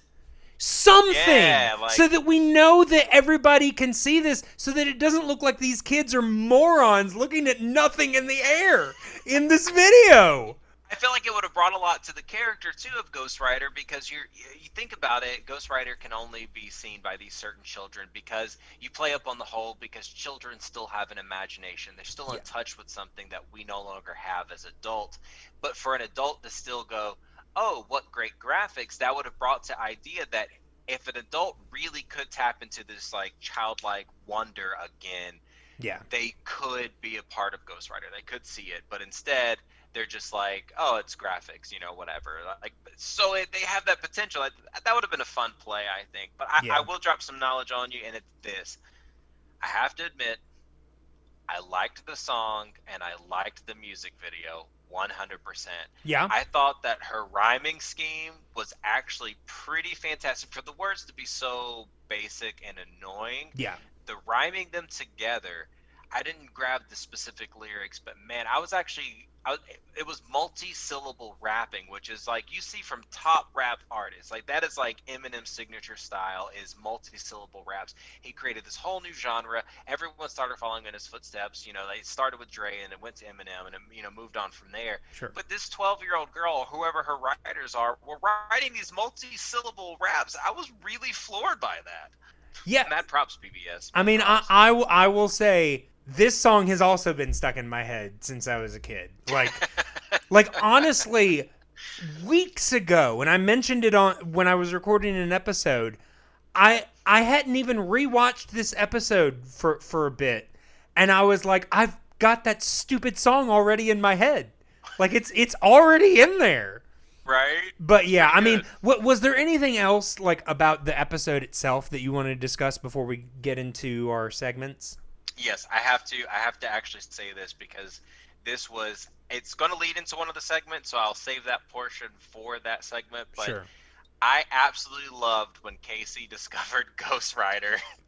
And I love this because she's like, oh, I must be dreaming. Like, these things happen often to me in my dreams. I obviously need to stop paying attention to whatever. But then Ghostwriter pops up really quickly and just says, write to me. Like, I read it in the most creepiest tone that I possibly could. And then she was like, okay, Nightmare, I'll start writing to you. Why Sure. not? You know, and then Yeah. she screams that it was a nightmare. And Well- I absolutely love that scene. I think everyone has to watch that over and over again, as many times as I did. I will say, I thought it was very interesting the way they chose to set up Casey's discovery of Ghostwriter, because it's different than any other team member that they've ever added before. Because most of the others have either been while another team member is in the room or while they're about to walk into the room. And so, you know, there has been that other person kind of to help them kind of... I mean, obviously not the first person that saw it, but Yeah. Casey, like, literally, she sees it, and, you know, he's like, write to me. My friends call me Ghostwriter. We don't see that she ever writes to him, but later on, she reads a message that Ghostwriter has written on the screen, and that's how the team finds out that she can see Ghostwriter. There's like, you can see Ghostwriter, and she's like, you can see Ghostwriter? And I'm like, how do you know that other people can't see Ghostwriter? Right? Were we missing a scene where Grandma came in and was like, what are you looking at? You know? Yeah. Like, it completely missed that. She does briefly write to Ghostwriter. I'll give her that, because I watched that scene over and over and over again. Sure. Because I couldn't get over it. Him just being like, write to me, child. You know, and then, of course, her going like, sure, Nightmare Fuel, I'm going to do that. Like, that, it seemed to make sense to her. But it's kind of in the same vein where kid shows like that love to assume that everyone's in on the joke. Like when they write that letter from Marl to the director, and they're like, "We need to make it sound more like Marl," whatever. Honestly, I loved that she's scene. Like, right, and she's all like, the scene where they're trying to write like with, Robin Leach. Right, and then she's like, "Yeah, he always ends it with let's chat," and they all bust out in unanimous laughter. They're like, "He does always say that." We've never heard him talk. No, we don't even know who you're talking about. Well, and then Jamal does that horrible impression, and I'm just like, "Oh God." Yeah, it's like, "Hey, Dave," and I'm just like, "Okay, oh God, I love you, Jamal." But, and they're like, "Oh, that's real good." And I'm like, no, it's not. It's really not. No. It's so painful. Absolutely. Yeah. But again, it brings the whole idea of like, everyone knows. This is common knowledge to all of us, even though we have no reason to know this. That's a very children's show. Oh, yeah. All right. Well, let's go ahead and let us move now into some of our segments. We've discussed many times that this show took place in the 90s, and 90s fashion was weird. So, amazing. We like to, every episode, I like to take a couple of shots from the episode and just kind of discuss them in a little segment I like to call Ghostwriter Fashion. And so if you want to follow along, as always, you can go to our Instagram. It is just at The Flying Cowpod on Instagram, and you can follow along with us as we discuss these images. And, I mention it every time, but I initially started this because Lenni, the character of Lenni, is known for her fabulous hats. But there were some stories here and there where she didn't wear as many hats, so we opened it up to all fashion. But in honor of Lenni and her hats, we always start with Lenni's hats first. It's absolutely perfect. Yeah, so in this first shot, we've got there were two, because she had basically two auditions for Jade. And the first one I honestly just couldn't get a good shot of, but it was like this like brown dress. It was like it looked like a suit that turned into a dress, and then she wore a skirt under that. And Sonia had the oddest description of it. I can't remember all of it, but the last part of it was quasi grunge. And I was like, okay. I really wanted to get a shot of it, but it was really hard. But the second one, and this honestly had two different layers to it, because when she came in, she was actually wearing a leather jacket on top of this. But then under that, she's wearing like a white, dress. Lenni goes back and forth between wearing these kind of, more, I would almost say not quite masculine, almost like androgynous, like very big shirts kind of thing. And then she wears something very girly. And then, as always, she is wearing her signature kufi, a nice pink and green color scheme we got going here. What I loved about the fashion, though, was so much of that, like, fashion to me, my favorite part about it is when you see it exiting one decade and entering another, right? Like, This has that late 80s morphing into 90s, setting up what the rest of the 90s going to look out before, like Kurt Cobain's obviously stepping into the scene more. Yeah. Grunge is starting to take over. They try to play to that while still holding on to this late 80s hip hop look. Yeah. Absolutely loved that. Yeah. That's my favorite, like, fashion transitions are the absolute best.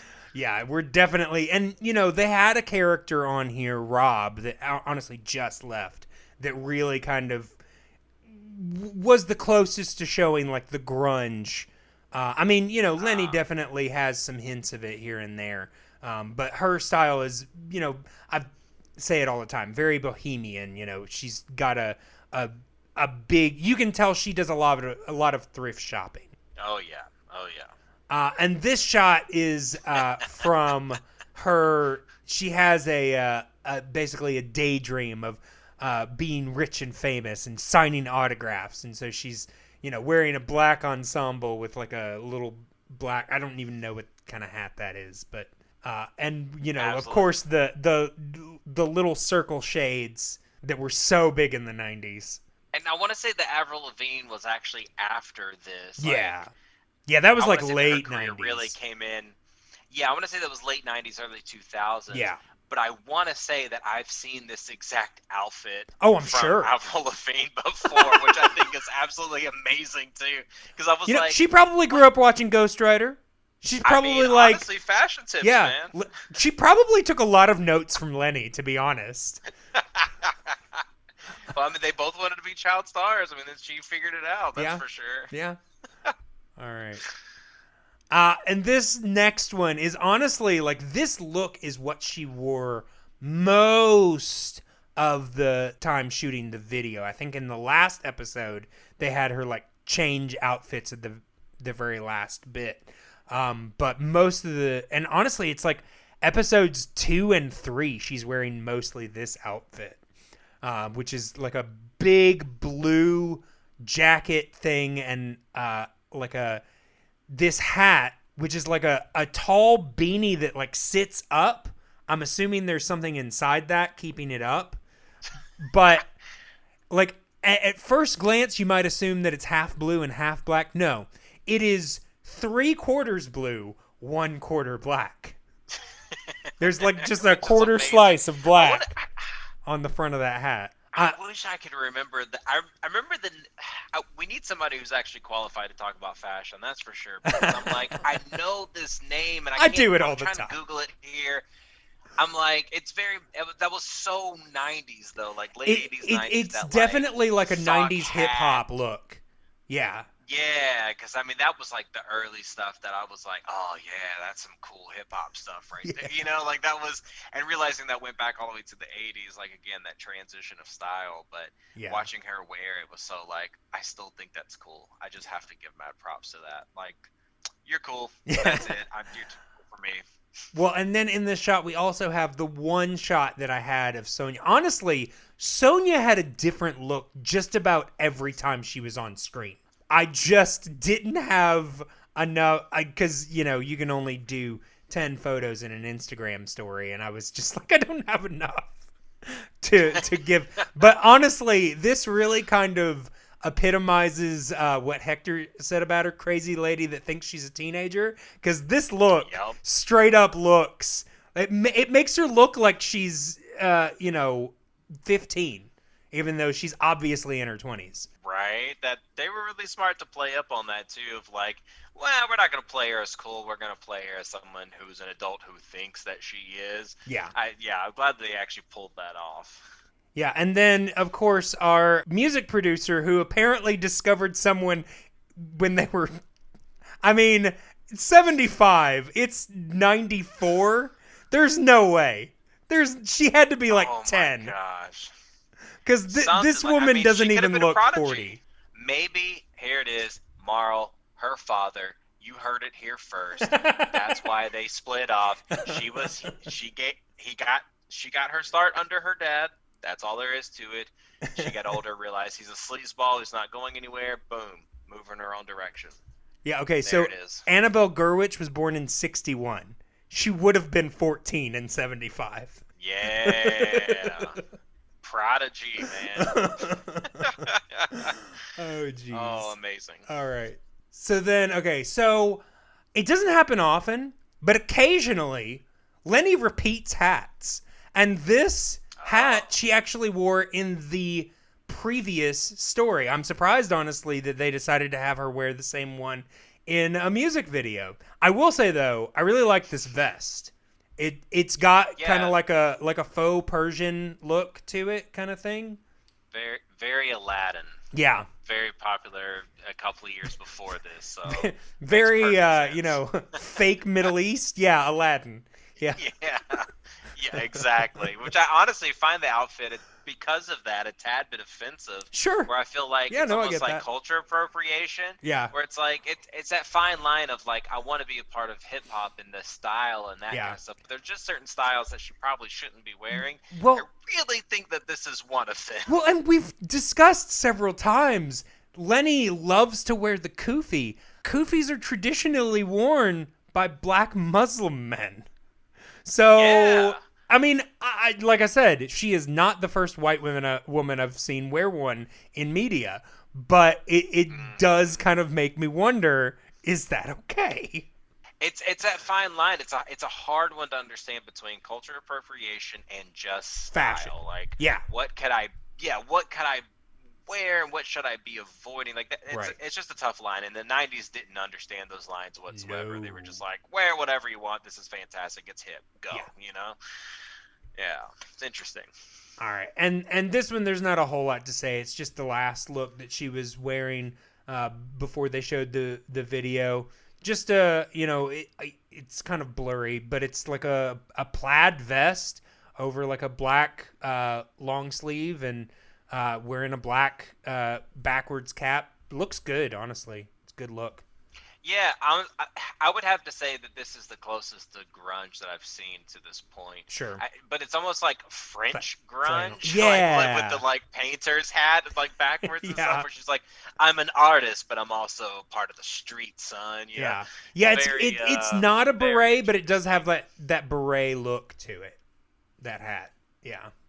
Yeah, exactly. Like it's too much, or it's like too similar to that to not think of it. It's almost like, smells like Teen Spirit, ho ho. Like a little French at the end of it. Yeah. I'm sure that's exactly what they were going for. I probably. All right, and I could not get a good clip of this hat because she only wore it in close-ups or like real far away shots. But this is another hat that she wore in the video. It's basically like a 90s version of a top hat, just a little shorter and wider at the top. But very Right. 90s look, very 90s hat. Oh yeah, I feel like that's the same one that Jamal got made fun of. By Casey, whatever, for wearing that's something coming. like. That's coming. Okay, I'll wait. All right. So this set, I just had to. Number one, you've got Robin Leach, and I will say, well, actually, I'll talk more about Robin Leach in a little bit, but this is just the epitome to me of, music producer who really needs a hit. I mean, we mentioned it. That set, like I said, it looks like the guy that designed the game show sets of the 70s also designed his office. Like, it just looks real. Again. Now, I will say, I'm just noticing this right now. Okay, so on Marlon's right, okay, the hand that's holding the phone, the picture directly next to him, does that or does that not look a little bit like Lenny's dad in this episode? Oh yeah, I could. Oh my gosh, I could kind of see that. Yeah, that is a younger version potentially. Yeah. But I mean, at the same time, again, I go back to were these hits or were these people he murdered and this is his trophy wall? Because there's enough pictures on the left side that seem like yearbook photos that he stalked these people and killed them. Now, granted, the guy on the right does look like he might be singing, so that kind of gives a little more leeway to it. But it's very creepy. I just can't get past that. I will say my favorite part of this photo is the In Your Face Records logo in the middle. Because it's literally just a green thing with a record and his face on top of it. Yeah, why not? It's in your great. face. Me. I am. I'm in your face. in whose face? My face. You're in your own face? Yes. Stab wound. Just saying. Oh, jeez. All right. Okay. I had to clip this out. Number one, Gabby has always been like my favorite character on this show. She unfortunately, as the show has gotten older and they've set more episodes in the middle school, they've given her less and less to do. But her just natural charisma and her attitude are so much fun. But there is a scene where basically the director is having them do the same dance over and over and over and over again. And every time he's just like, that's great. You know, give me smiles. That's great. Give me this. And finally he's just like, that's great. Give me more attitude. And they close up on Gabby and she's just got this face like, oh, I will give you attitude. I will give you more attitude than you can handle. Like, literally, after this photo, I wouldn't have been surprised if she suddenly broke into a Rosie Perez impression. Like, that's how much attitude she was throwing down here. It was. I'm pretty sure the cameraman / director actually stops at that point too. Like, he starts to kick off, and then I honestly think that he may have like peed himself a little bit from like fear. Yeah. And was like, quick 5-minute break, everybody, you know? Like, 'cause that is quite the face, dude. It is. Quite the face. She nailed it. Yeah. Absolutely nailed it. Absolutely nailed it. Oh, Gabby can show you attitude. All right. And this is, you know, like I said, in the last episode, you know, and I get they're just trying to get different looks, but all of a sudden, all the kids change clothes. And Lenni was in the like I said, the recycled Koofy outfit. And Gabby has her hair all in braids. It honestly is looking pretty cool. And Jamal, here's the thing. 9 times out of 10, I've always said Jamal is a dork, but he can pull off just about anything you put him in. And I'm not saying he looks bad in this, but his outfit... Yeah. It looks like it was inspired by Rerun from What's Happening. Yeah. Like that's straight up is, I feel, the inspiration it's gonna be like, for this. I do, but I also feel like that McDonald's wanted to advertise. A little bit. And they used Jamal at this moment because that is 100% McDonald's. Like, that you can't convince me otherwise. I'm pretty sure that's the exact outfit they made you wear in drive-thrus in the 90s. Straight up. Yeah, straight up. Oh, man. Jeez. Yeah, no, I wouldn't be surprised. All right, and I had to save the best for last. This hat, okay, yes, I know that this was definitely part of hip-hop culture, but this hat is ridiculous. Oh, but it is so, I can tell you, every single pep rally that I went to in school, especially in those younger elementary years, everyone was wearing this hat. You go to a school dance, this hat. You go to pep rallies or football games, this. I don't know the fascination at that time, but what I love the most is that while he's wearing this very super fly, popular like hat of the time, the next generation, the girl a few years younger than him, is absolutely tearing it apart and making fun of him. Yeah. And that is fashion, my friend. Yeah. Oh, within absolutely. a couple of years, gone. Well, and also, I mean, I remember when kids your age were wearing this hat. That was like 5 to 10 years later. You guys killed it. Just saying. Oh man! When all the white kids start wearing it at pep rallies, it's dead. I mean, that was the sad part. I didn't have a hat. I wanted one. Sure. I would have worn it. I would probably still wear it, honestly. Like, it's definitely a statement, but yeah, I think maybe that's why my heart holds on to it so strong. 'Cause I'm like, oh, but the other kids are wearing the cool poofy hat. I want to look like the Cat in the Hat, please. All right, so just a couple more segments here before we finish up. I mean, we've talked about it briefly, but who, Jonathan, is your top suspect? This is the person in the episode that you just enjoyed the most. It can be a lead, it can be, a background character, it can be Ghostwriter if you want, but just the person that gave you the most joy for whatever reason. I'm going to have to say despite all the amazing moments that so many people truly gave, I could not get over how amazing Leif was. The timing, they set him up like they were like, oh, I'm going to walk over here. And he just balls to the walls, bangs out this song like it's nobody's business over and over Girl, again.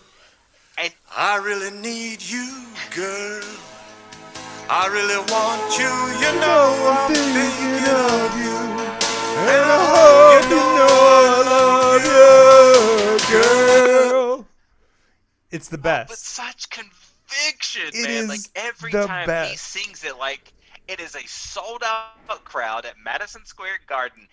Every performance, and everyone's always like, ugh, Yeah. but he doesn't care. Well, He just goes for And it, man. like I mentioned, this guy can't sing. But that No, makes it no. better. It makes it better that he is so convinced that this song and that him are destined for another breakout. And it's like, you don't get it, dude. You really just don't get it. Nope. All he knows is girl, and that is going to just keep taking him places. I do have to say that as a backup, like I have to say that probably my second favorite character of this story arc was the green phone that Lenni uses in the beginning, and then every time she talks with Marl. I just thought that, like, especially watching that as a kid, I needed that phone. That was amazing. Well, what's hilarious, and this is not the first time that we've seen Lenni's house. It's, like I said, Lenni is an emancipated minor. She's making the decisions of this household. It is not the first time that we have seen a phone that belongs to a teenager be the lead phone for this household. I think the first time she was using a burger phone. At least this one looks like a phone. God. Yeah, but it's a lime green triangle that is flat. I mean, I was like honestly impressed with how flat it was. Yeah. Especially for the 90s. And I mean, she just like pulls this triangle, like this thing out of the triangle. Like, it was absolutely incredible. Thought it was the coolest thing. I thought it should have been a character of its own because it brought so much to the screen, and they talked on that damn thing so often during this like episode arc that would be my second favorite. Yeah, I mean, for me, I will do my honorable mention first. I will say my honorable mention was actually Robin Leach's Marlin, because he was just so big and so over the top. And what's funny is you can tell, like, Robin Leach was always a personality. He is not an actor at all. Because anytime he had to deliver any sort of lines other than, like the champagne wishes and caviar dreams of like the lifestyles and rich, and anytime it wasn't like that big over the top stuff. There was a part where Lenni is asking him if he knows Dave, and she's like, so do you know Dave? And he's like, no. And she's like, you never heard him? No. That's it. Like, no. No. Just, that's it.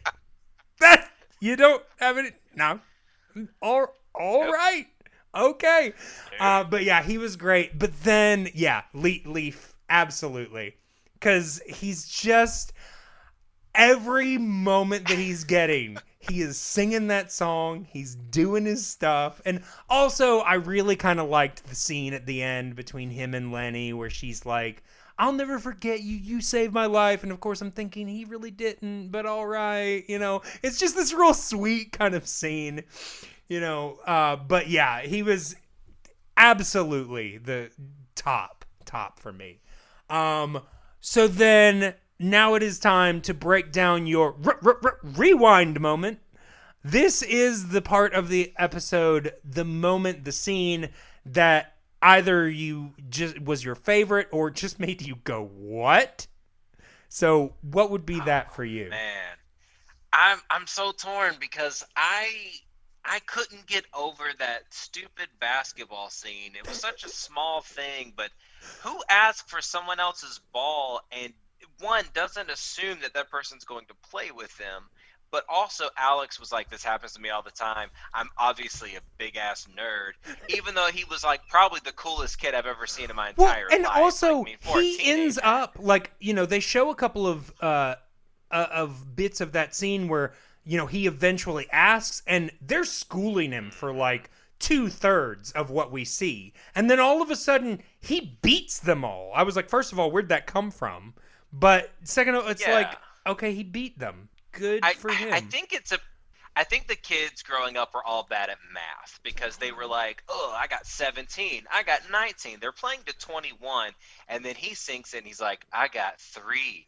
And then they turn around, and he's like, boom, 21 on his like second or third shot. I get it. It's a montage. I truly think that those kids didn't quite understand math, and that he realized that he was smarter, and so he sometimes that's all it takes, man. Numbers. Yeah. You just start saying numbers, and then suddenly you're at 21. I mean, simple as that. It doesn't matter how you win, long as you win. And of course, I could rewind all of Leif's moments, but I've given him so much spotlight. But I'm going to have to say that the moment that I just kept rewinding it and watching it over and over, I could not get over how Ghostwriter was talking to Casey and just how she kept saying those lines of like, well, I'm going to try to close my eyes and pretend it's not here, but might as well do this. I'm like, what is your life that you're just like, well, yeah, I mean, honestly, I grew up in a household full of drugs. I'm used to stuff like this happening. I mean, the walls are moving, the refrigerator's an elephant. Whatever, it's cool. I mean, And we then do find out Ghostwriter- later that her mom's an alcoholic, so maybe her mom's talking to people that ain't there, too.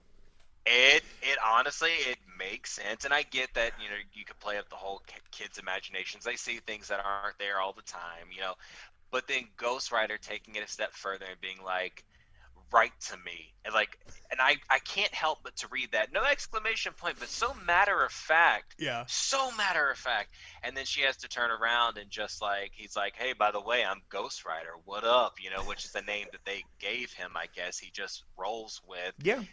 The creepiest name if you don't know what's going on. So of course she's like, okay, nightmare done, runs upstairs. That's the whole scene. But I really watched that probably more than anything else. I just couldn't get over it. All right. Well, mine is not really, I mean, it's not one moment, it's several. Because so throughout the storyline, like I said, Casey is really into jokes and all of this kind of stuff. And when when Jamal's not home, Grandma is in charge of entertaining Casey. And you can tell that Grandma's starting to not enjoy this, but she's not going to say that with anything but her face. And her reactions every time Casey tells a story, a joke, anything, are priceless. They're just like, Absolutely. they're literally, she's just like, oh, that's great. Well, I'm going to go now. And it's just like, I mean, Grandma Jenkins, I've sung her praises so many times on this show. It's always great to see her, but her reactions, I mean, for me, they were my rewind moments of this story. Absolutely great. Completely understand. As a parent of 2, I can't imagine my kids growing up and then raising my grandchildren. I wouldn't be making those faces even harder than I do now, because the same story 15 times on repeat, that does get old. You do make those faces. Yeah. She brought truth to that role. Yeah, she's just so done. She's so done, but she's got nowhere to go. She's got no out. Nope. Oh, all right. So, moving right along. Jonathan, I've got a question for you. Yes. And this kind of goes into what you were talking about before with Casey, but my question is, if Ghostwriter were real and he wrote to you, number 1, would you write back? And number 2, if you would, what would you say?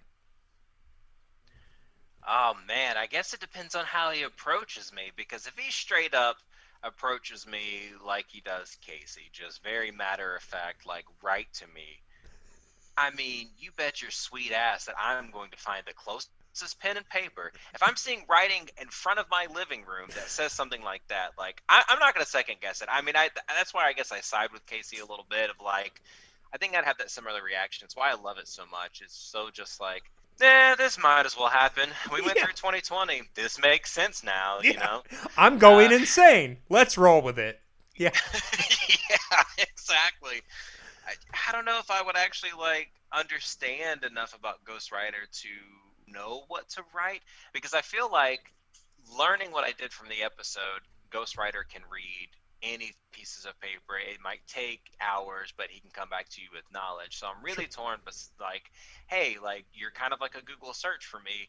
Can I, understand somebody that I love's like, personality a bit more through their writing? Maybe they have a diary. Or do I straight up go like, hey, gather me all the bank accounts of all the most famous people in the world. Start with Jeff Bezos. Give me his account numbers. Give me the routing numbers.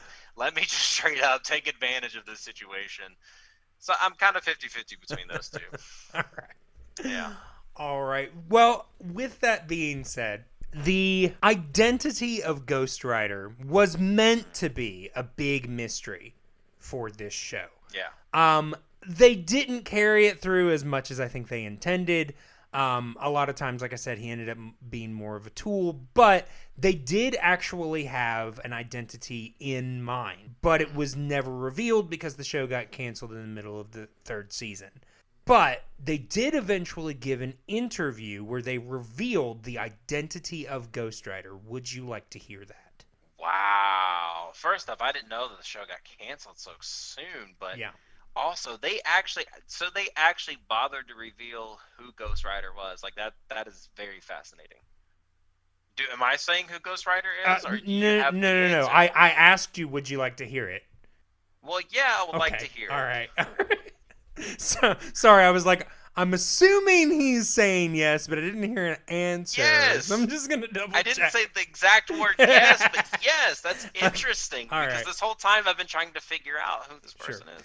All right, so Ghostwriter writer and producer Kermit Frazier revealed in a 2010 interview that Ghostwriter was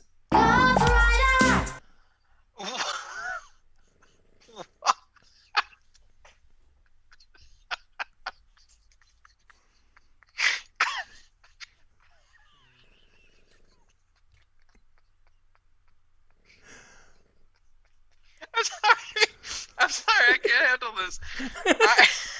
It's a lot to take in, huh?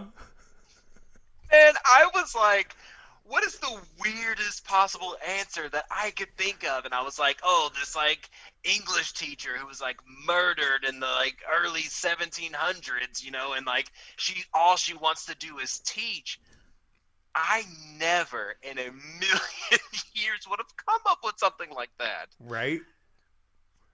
Oh my God. That is incredible. All right. Well, real quick, Jonathan, I want to give our listeners the opportunity to get in contact with the podcast. So if you want to do that, I am at the Flying Cow Pod on just about everything. That is the Twitter. That is the Instagram. The Flying Cow Pod at gmail.com is the email address. And you can find our Facebook group. It's just the Flying Cow. I mean, somebody might be writing something there. We'll see. But aside from all that, Jonathan, I want to give you the opportunity, if there is anything that you would like to share, anything that you might be enjoying in pop culture, and a bonus if it uplifts the voices of women or people of color. Oh, cool. Yeah, then I'm going to straight up go with the Queen's Gambit. I haven't finished it yet. I'm one episode away. I'm right at the finale. Have been obsessed with it. Like, I think they've done a great job. Women characters basically is the whole focus. Yeah. And for the first time, it's not just women fighting against each other or talking about another guy. It's like they have their own characters and they're constantly, there's always some kind of conflict because people are people, but the way that they build those relationships are absolutely fantastic and flawless. So far, I'm going to give it a 10 out of 10. So I know everyone's talking about it. It's an easy one to do, but man, Queen's It's fine. Gambit, Netflix Yeah. knocked it out of the park. I Apparently, loved this that guy's show. been trying for 30 years. 30 years he's been trying to get this made To do into a this. movie.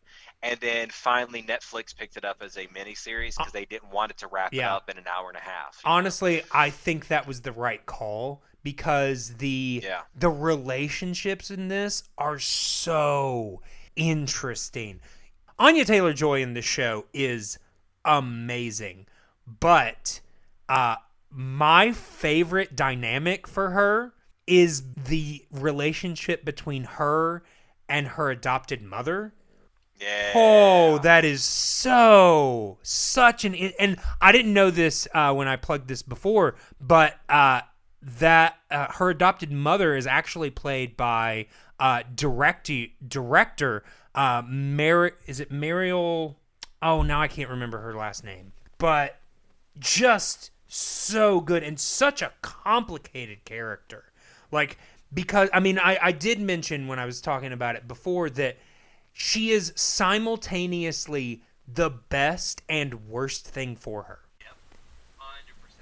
And you think it's going to be predictable, and you're like, oh, she's going to have this problem, or she's going to do this thing, or she's going to take advantage of her here. But they don't ever do that. Like, they make her such a real human who doesn't make such rash, all over the place decisions like predictable television shows, that kind of stuff. They make her a real person, so you truly never really know her intentions besides a little bit of selfish gain, a little bit of give. Like, you're right, they played that dynamic so well. Absolutely have to watch and it. Mariel Heller is the name of she is a gifted director. I've seen a lot of things that she's done. Oh, she did last year's the Mr. Rogers movie. Oh, nice. Won't You Be My Neighbor? Is that what it's called? Yeah, something like that. Something like that. But yeah, whatever it's called, really good, and she's great in the show. And yeah, it's a great show. I recommended that not too long ago. So yeah, I'm a little behind. Thank you, kids. yeah, So- yeah. I was about to say the fact that you didn't just like whip through this show proves you have children. Right. Yeah, it's so difficult to get it in, but Because I'm thinking to man. It's been a myself, lot I'm of like, fun. oh, I watched that over a weekend. Oh, that's right, he's got children. Yep, and the weekends you think would be the easiest are the hardest Oh, because yeah, it's I like bet. I'm not working and there's no time away. It's just like kids, busy, activity. Lots of fun, love it, but yeah, made it tough, but I'm glad I did it. It's been a lot of fun. All right, good stuff. Well, my recommendation is also on Netflix. If you haven't already seen it, you need to. I've mentioned several times, well, at least once on this podcast, that one of my favorite playwrights is August Wilson, and a movie version of his play Ma Rainey's Black Bottom is currently on Netflix, and it is amazing. I mean, you're going to hear the most about Viola Davis and, of course, Chadwick Boseman, who, I mean, of course, it's heartbreaking that we lost him and everybody's, sad, confused about what's going to happen with Black Panther, blah, blah, blah, whatever. This is one of the best roles, not only of his, but that I have seen in a long time. Like, it is so good. And I mean, I hope that both of them get Oscar buzz, but there's also Glenn Turman, who plays Toledo in the film, is also like, I think he's gotten a little bit of talk. I really hope that he gets talk for nomination, because it very much feels like a filmed version of a play. It's all set in basically a recording studio and the kind of band waiting room in a recording studio. It's really just takes place in those two rooms.